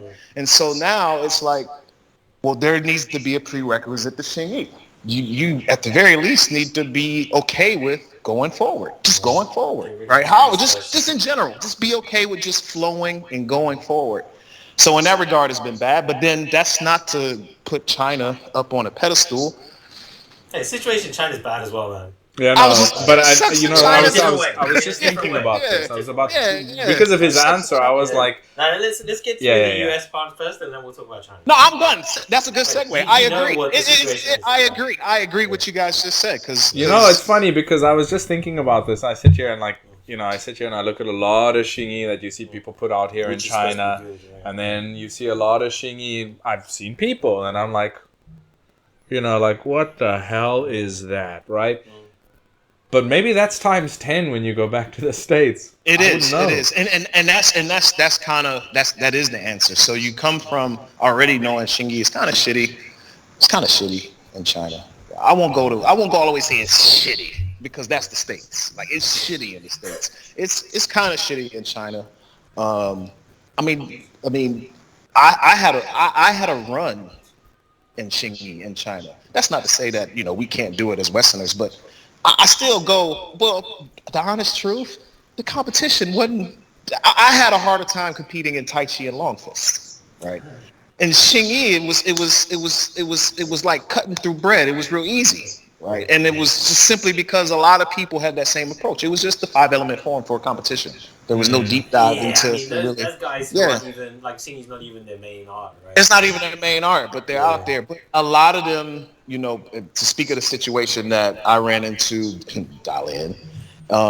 and then running into people in the competition circle, a lot of people would, you know, these same people would promote themselves as Xingyi, you know, like Xingyi teachers. There's masters, you know, adept, whatever word they want to use. Okay. And then those same people, you know, when they transition away from China, they get held up. But then, you know, I'm not gonna call any names, but I know specific people where their main art was never Xingyi, but that's how. Right. I mean, look, I don't think there's much future, like, for that. Like, if you've just learned Xingyi as a form and then you come to Australia or the US or whatever, there's not much future in that, because people will realize, hopefully, 6 months or a year down the line, that you're just teaching a form. Just teaching the form, and then they move on, and then and look at the culture you got. Right, I had a real famous teacher tell me, I'll never forget this. This was before I came back, but it's always been in my mind. I came back to the States to visit. I'm meeting local teachers in the area I was in. I don't even want to say the area because I don't want people piecing two and two. But I meet local teachers in the area at an event. There's a teacher holding a workshop. And so this was like one of my first times back when I was limelighting, like in the Kung Fu limelight. So I'm back, and people are like, oh man, I heard you doing this in Xingyi, and this teacher, I'm gonna say they. I don't even want to give the pronouns. Hey, look at me. Let me not even do that. Man. Let me not do that. Sorry. So they came and were like, so yeah, I heard you do Xingyi, and I'm like, yeah. And they're like, so you do, 5 elements, 12 animals, and as you guys know, I was stuck with 5 elements for a very long time. And I was like, no, I just do 5 elements. And they say, how long you been training? And I was like year 4. And all you got is 5 elements? I mastered Xingyi in a year. Mm. And here are all my struggles flashing. Like been possessed by the spirit of Li Long now. With just the 5 elements, and I'm going, you must be a genius. Fucking genius. Fucking genius, obviously. Right? 1 year? Wow. They meant it. I mastered it in a year, and I have students who won great competitions. Now, let me bring it back to now. Against other people who are shitty in Xingyi. You see what I'm saying? So yeah, I mean, you did 6 more months than most people who are showing up to these places are doing. But anybody who knows, and I always measure this. Let me big y'all up. You gotta get flowers. I love Byron Xingyi. When I see videos of you doing Xingyi, when I hear you mention things, it makes me go, this is somebody who studies, because that thought never crossed my mind. I love hearing John talk about Xingyi. It's the same thing. I measure Xingyi now based on, damn, you never thought about that. Because I know the work I put in. You see what I'm saying? So it's me going, this is somebody who obviously put in work, because 95% of what I hear is so I could read it in like literally just repeating shit from a book. Right? Yeah. Like if anyone and this happens with Tai Chi, because I've been visiting Tai Chi people as well, right? Oh yeah, you have been, yeah. The thing for me now is if people start regurgitating stuff from books, nowadays I just walk away. Like I'm like, yeah, tell me something from your own actual experience. Qi Chen Dan Tian. And they give it, bro. They'll give it. You know what gets it for me? Like, if they start with Zaman, right? Zaman de 咱们的形意拳七成丹田。不好意思，打电话。It's a bit sad. It's a bit sad. Like, and the weird thing this side, like on China's side, is the people that get magnified, the people that get given platforms, the people that end up on TV are barely Xingyi people at all. Yeah. Right? Like, and from visiting like Shanxi and stuff, yes, you do find good people, but usually they're a taxi driver or like a pharmacist in like, tiny town somewhere, right? Like, one of the best guys in the current like Song family group back in Tai Gu is he's not a Song family member. He's not like, he just runs a pharmacy, and Wang Tianbao is his name. Like, he's really good. Like, his P is like you can't break his structure. I mean, like he gets his hand on you and you just. Oh, okay. Yeah, like he's one of the best in that group. Like, yeah, but he's not known. He's not on videos. He hasn't put out a DVD or a book. Like, and he's not on Wulin Dahui. Like, yeah. Yeah, let's not get started about Wulin Dahui. I actually know the teacher is on it. Yeah. You know what bugs me about this is coming back to like, have you got eyes? Like, I don't understand when people watch Wulin Dahui and they're like, look at this master beat this guy up. I'm like, can you not see that was staged? Have you ever seen a real or experienced a real fight in your life? Nothing goes down like that. Bro, I know people who were approached by them and they already had the whole story for them drawn out. Oh, wow. It's like a little storybook, huh? Yeah. Yeah, it's kind of like WWE. That's why the first time I saw it, I was like, this is Kung Fu WWE. Right. That makes sense, actually. Yeah. Yeah, so it's sad, like both sad on both sides, but in different ways, right? Like US is probably like a historical thing because like certain people came over in the 70s or 80s or whatever, and just that's the impression until now, right? Right. Yeah. All right, let's do another question now that he's gotten fired. Cool. No point going back to the office. My boss is just like, don't bother coming back. All right, I'm gonna pick a random.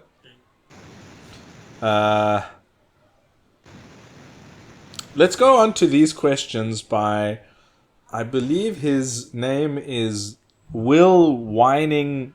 Whining. Wayne.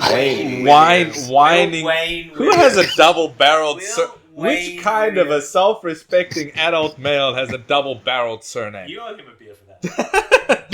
So his question is, how is Song Xingyi superior to fake Xingyi that Byron trains? I knew Will was going to say that. And that was directed for John.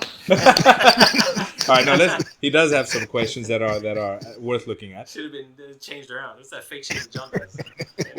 From all of John's travels around China, what's the differences between the different Xingyi styles he's encountered? I'm going to flip that around a little bit because I think the closer you get to like the origin or the hometowns, the more similar it is. Okay. Right? Like the closer you go to those like hotbeds of Xingyi, so if you meet some of the direct line people in Tianjin and in Shenzhou, and then in Shanxi and Tai Gu and all this kind of stuff, the more similarities there are. Right. So like the good stuff is much more similar, right? And when you see those huge stylistic variances, it's because you're looking at the ones that have evolved their own way individually. They've gone the opposite way. Right. Really far. Right. And if you're looking at the good guys from those hometowns, like what they do is very similar. Right. Like, there'll be the power in the something that I look for in, like, if I'm just looking at someone's form is like, do they have power coming back as well as going forward? Mm-hmm. Right. They have the swording as well, like little things like that. Right. Do they have the not just the obvious punching movements, but like what's the Jixing Siba, like coming back and going out again. Jixing Siba here. Like the. Oh right. So okay. Like those kind of movements, like the movements. Like if you just copy that off a video, you're not gonna have power in that movement. Oh, so you mean actually drawing in this way? Yeah, drawing it. And then coming back. And the turnaround. We talked about the turnaround in the spear. Which is Jixing Siba as well. Right. Like those small movements. If someone hasn't learned like with a proper teacher, they're not gonna have power in those movements. Like because you can copy the look of a lot of the punches and stuff. I mean, it won't be right, but you can copy the look. Yeah. Right. But in those moves, it's very difficult for people who haven't to actually generate power. Right. In the short distance. Yeah. Wait. So I'm kind of turning Will's question around. Like it's actually more similar than it is different. Like, but so generally, good Xingyi is good Xingyi. Good Xingyi and it looks very really similar. Yeah. Good Shanxi Xingyi, good Hebei Xingyi looks very similar. Right. Like, Like your line. Some of the Gengji Shan guys from Hebei, like, and then like some of the I'm not even going to mention Song style, like some of the Che guys, the good Che guys, it all looks very similar. The good stuff. Right. Yeah. Okay. 天下行义是一家. Exactly. Right. Okay, so that was Will's first question. His second question was, I think we've kind of covered this, but as a busy guy, how do you maximize your training? What is the absolute core of Xingyi Quan? We should ask the guy with a kid. Yeah, like, he's Ralph, kind of you got a toddler, man. You got much busier than me. So if you had 30 minutes to train, what would you do? What would you focus? You did speak about if you find a problem, but if you didn't find a problem, what would you say? I've got to at least do this and this and this today. I have a partner. Okay. Is it we talking about partner training or is it solo training? Let's say solo training. Let's leave the partner out of it. You had no. You're marooned on an island. We should cover the partner thing as well because that'd be really interesting. Yeah. Like, if I have no partner, then and everything is good, then I'm free forming. I'm trying to flow. I'm trying to link elements in orders that I don't commonly link, and then I'm trying to get my body to be in a flow state. That's what I'd be training. But that doesn't really answer core. I think that's more about working of now. If I was working towards that 5 elements, I would do 5 elements. But I think like, the people listening to this call probably don't know how strict you are on yourself, because I know you're a student here, like how strict you are about 5 elements. Like, 5 like elements. the qua and the central axis and the routing and connecting, like they strict 5 elements, not just like stepping through it. People, 9 years is a long time, bro. Yeah, I was about to say. So I had to reinvent that wheel in order to stay with the system. And when I say that, that means, you reach a plateau because you're just not at level to know what to look for and what to do. And then with me moving, I'm not next to Shifu all the time, so I'm all over the place. Out of context, yeah. Right. And, the end result of that was, let me answer it this way. Actually, I have an answer for you. I have an answer for you because if I have 30 minutes solo training, I'm doing moving Santi Shi. Okay. That's all I'm doing. Moving Santi Shi. So I set up a posture. Chen is moving Santi Shi. Every element is Santi Shi to me. Everything I do in Xingyi is Santi Shi. So I would, if I had only 30 minutes, and me knowing me, like if I find a problem, I don't have enough time. That would be moving Santi Shi both sides. Okay. That's it. Moving Santi Shi both sides. That's a really interesting answer, actually. Like, because recently I've been meeting with the house style Tai Chi guys. Like, one of the famous teachers, has invented what he calls is like the key to training the system, and it's moving postures. Like, I mean like a 活桩. Okay. Like he just starts people off with 9 of those. Like he doesn't teach the 4. Just walking. It's like it's basically taking the Ralph lazy tying code. Mm-hmm. Lanjai. Right, Lanjai. Right, so he's basically just taken Lanjai and kind of broken it down, is what he's done. Okay. And he just teaches that to beginners, like, just repeat it. And that's exactly what Ralph just said. I mean, just do Santi with, like, moving zhuang. Moving zhuang. Yeah. It's interesting, though, because that's the core of what you start off with in Liang style Bagua. Yeah. Yeah. Like, You do Ding Shi, and then you start moving it. I had, this is off topic, but see, this is why I had to give y'all flowers. I don't do Bagua. I intentionally kind of, people sometimes be like, you talk a lot of shit about Bagua. That's my personality, right? It's me being real to what you just said, strict on, stay with the Xingyi longer. Like, stay with it longer. Like, cause she done pulled the card like, you come back, you gotta learn Bagua. And I'm like, are there line drills? But my point is this. When now my mind is more, it's for lack of better words, it's preparing for that journey, right? And I know I won't have the time. I'm just fully a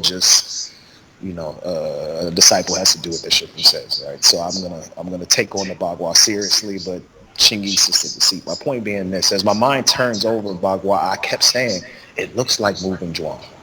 It is moving zhuang. Yeah, it's a moving zhuang. And if it's a moving zhuang, it's again, I don't know shit, so I'm freestyling right now. So no disrespect, I don't know, right? Correct me by all means. But my mind is like, it's a moving zhuang, and it's not really walking a circle as much as it's on a fixed point, and every step is changing the angle from lead foot to rear foot, and that's all I got. That's where the Kung Fu came from. Right? Yeah, the older generation. So, right?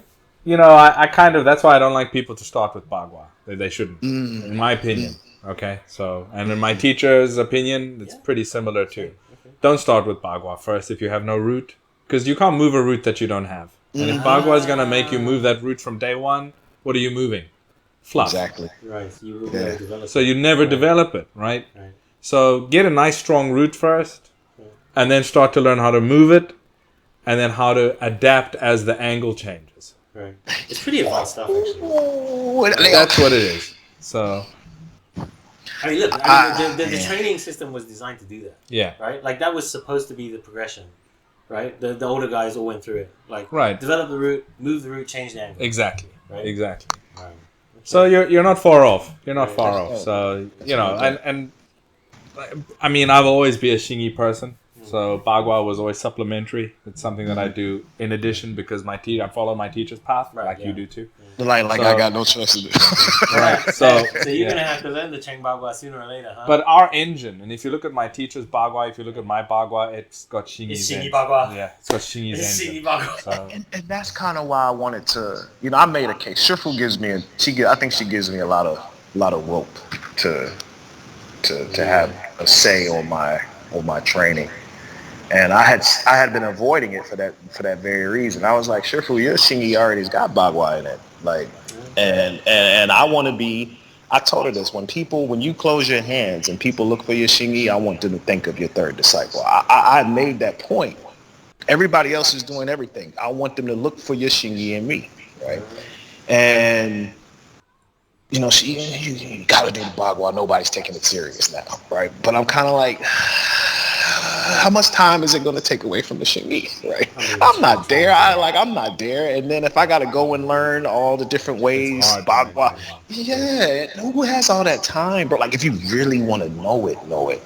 And, I told her, I was like, I would much rather, when we had the conversation, because when I come to China, I guess on the next trip, this is what the path we're walking. This is the conversation.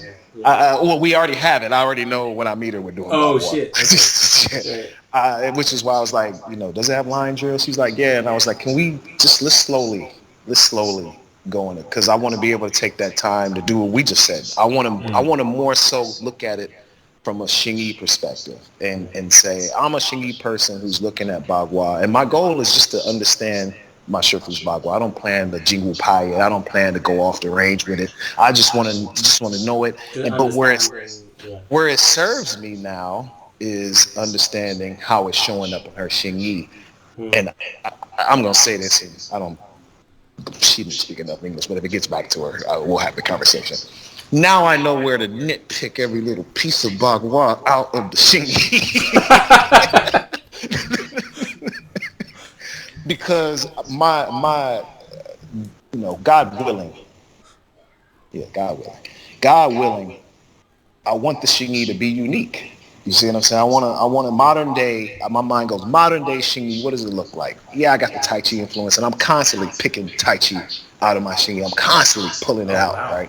And so now to be thinking about, okay, I know Shifu, the way she turned, if you guys ever seen her Xingyi, when she turns, it's Bagua style. Sure. I mean, I've gone and told her, your Santi Shi is very Bagua-like, right? And she's like, what is it? And I'm like, just go ahead and turn to the left or the right, whatever side's leading, just go ahead and turn a little bit and just see it, right? But my point is, I'm comparing it to when Shifu was trying to make a point with her Xingyi. It's totally different now. Like, it's totally different because she's keeping the two, because everybody's learning the Bagua and the actual Xingyi together. So, like, if I think of a core training to keep just Xingyi, it's just moving Santi Shi. Just move it. Stay on the line. Stay efficient. Be like fully focused. Like, just forward. Don't overcomplicate it. Just forward. Forward. I mean, that's a really difficult thing. Like, to try and keep the things pure in your own practice, in your own head, because like a lot of teachers, like not just your teacher or my teacher or whatever, like they did both, right? And you end up with mostly mixed flavor, right? I mean, if 2 or 3 generations down the line, maybe it's not the best. I don't know. Like, it's getting into the Tianjin people. I don't really want to go there.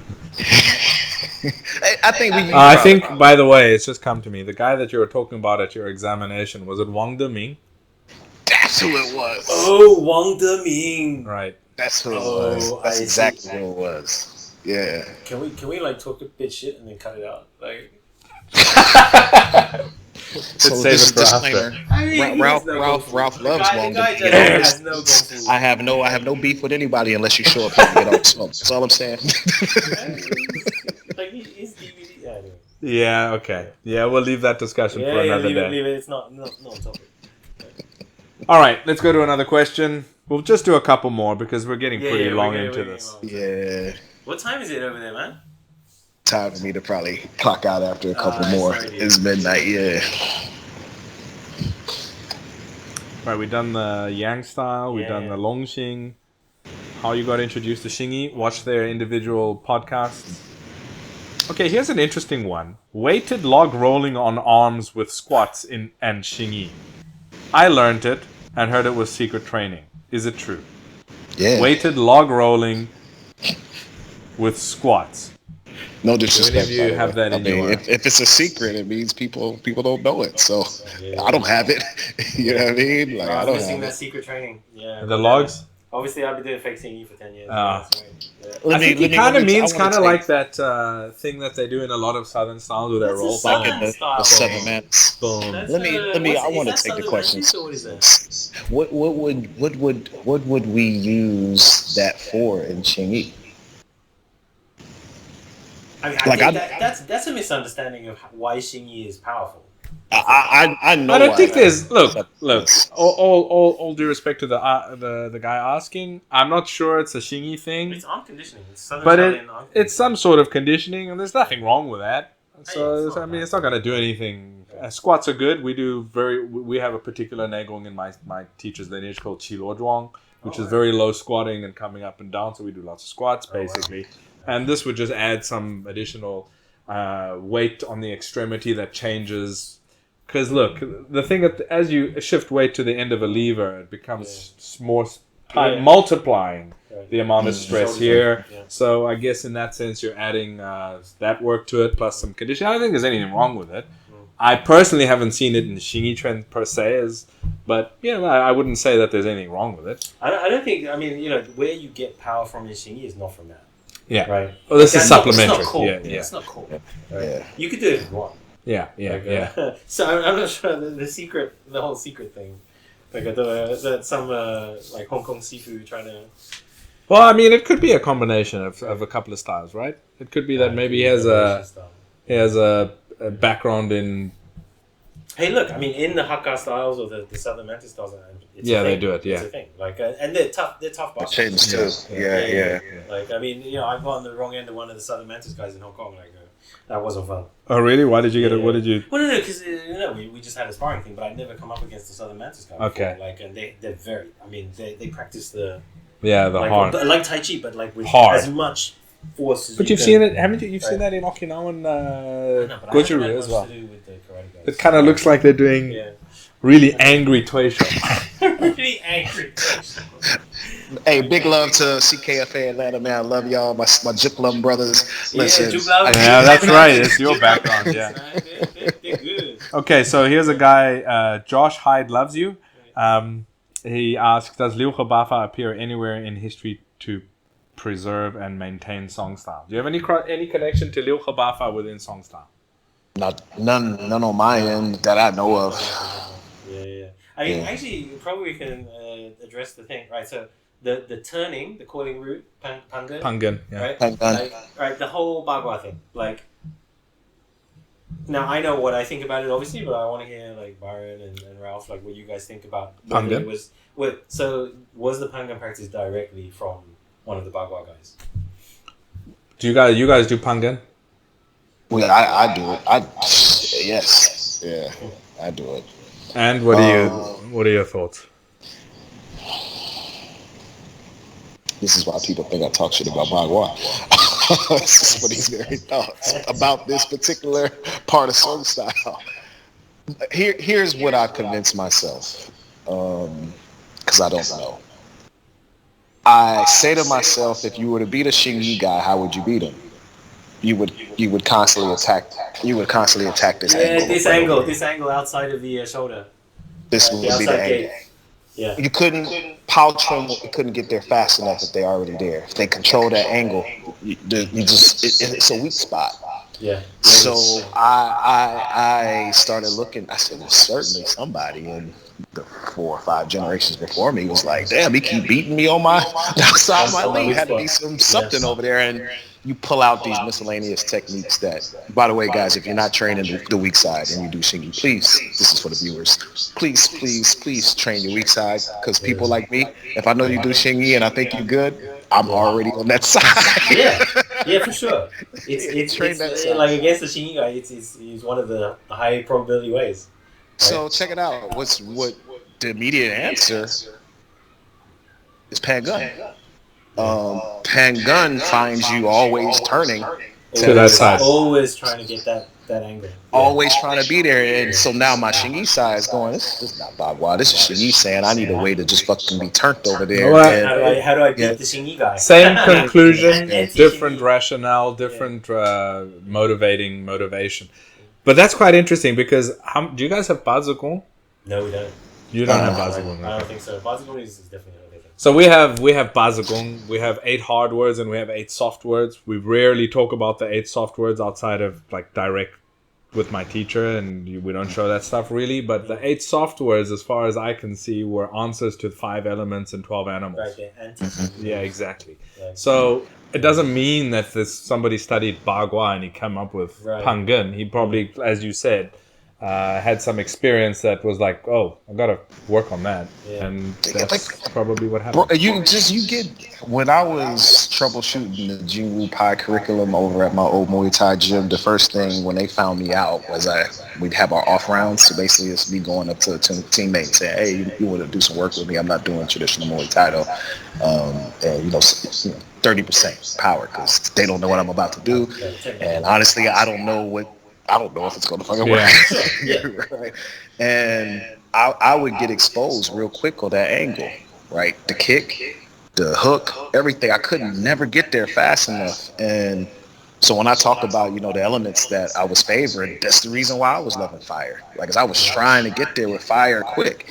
And then it just occurred. They're already there. If they're walking that angle, and they're constantly just walking it, regardless if it's southpaw, or southpaw orthodox, because I'm southpaw. If they're walking that angle, if they're staying on it just a little bit, move number 1 is to attack it. You're 2 moves behind because you're still trying to follow. You're still just following. Yeah, you see what I'm saying? And so once they exposed it, the first thing I did was I got to pull through the forms and see where it's going. And what's surprising, all I have is 5 elements.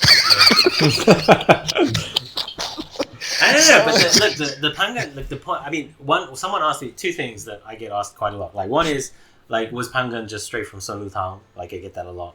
And the other thing is like, why is everyone's Pangun slightly different, right? And I think the reason is because it was meant to be spontaneous. Like, they give you the footwork, they give you the off the line, whatever, and you were supposed to just do whichever element or animal came to you on the angle, right? That's how Shifu told me as well. Right. Yeah. And that makes sense to me. Like, that's the way you could actually use it. Right? All right, let's leave it at that for today, guys. Sorry to all the people that sent in questions that we didn't get to. Maybe we'll do this again sometime. But it's already 2 hours long, I think. Yeah, if you're still watching at this point, thank you. But it's been great. We've enjoyed it. We've had fun. We're about to have another beer afterwards. I'm jealous. I think you're about to go to sleep. Yeah, now that I'm fired, I can have another beer. Yeah. I'm probably fired by my wife right now. So. Okay. You go, man. You go.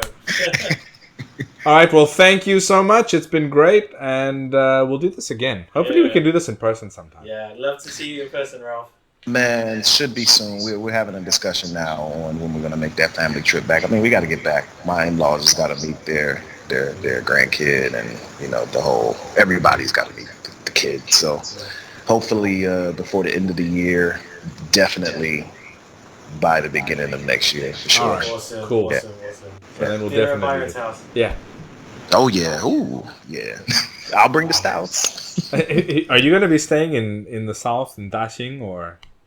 Nah, I think we'll probably be out in Chongqing. It's a little bit closer. That's it, yeah. Okay, good. That works. Nice. All right, cool. So let's leave it at that, and you have a good evening, and we'll chat soon. Oh, peace, fellas. Peace. All right. Yeah.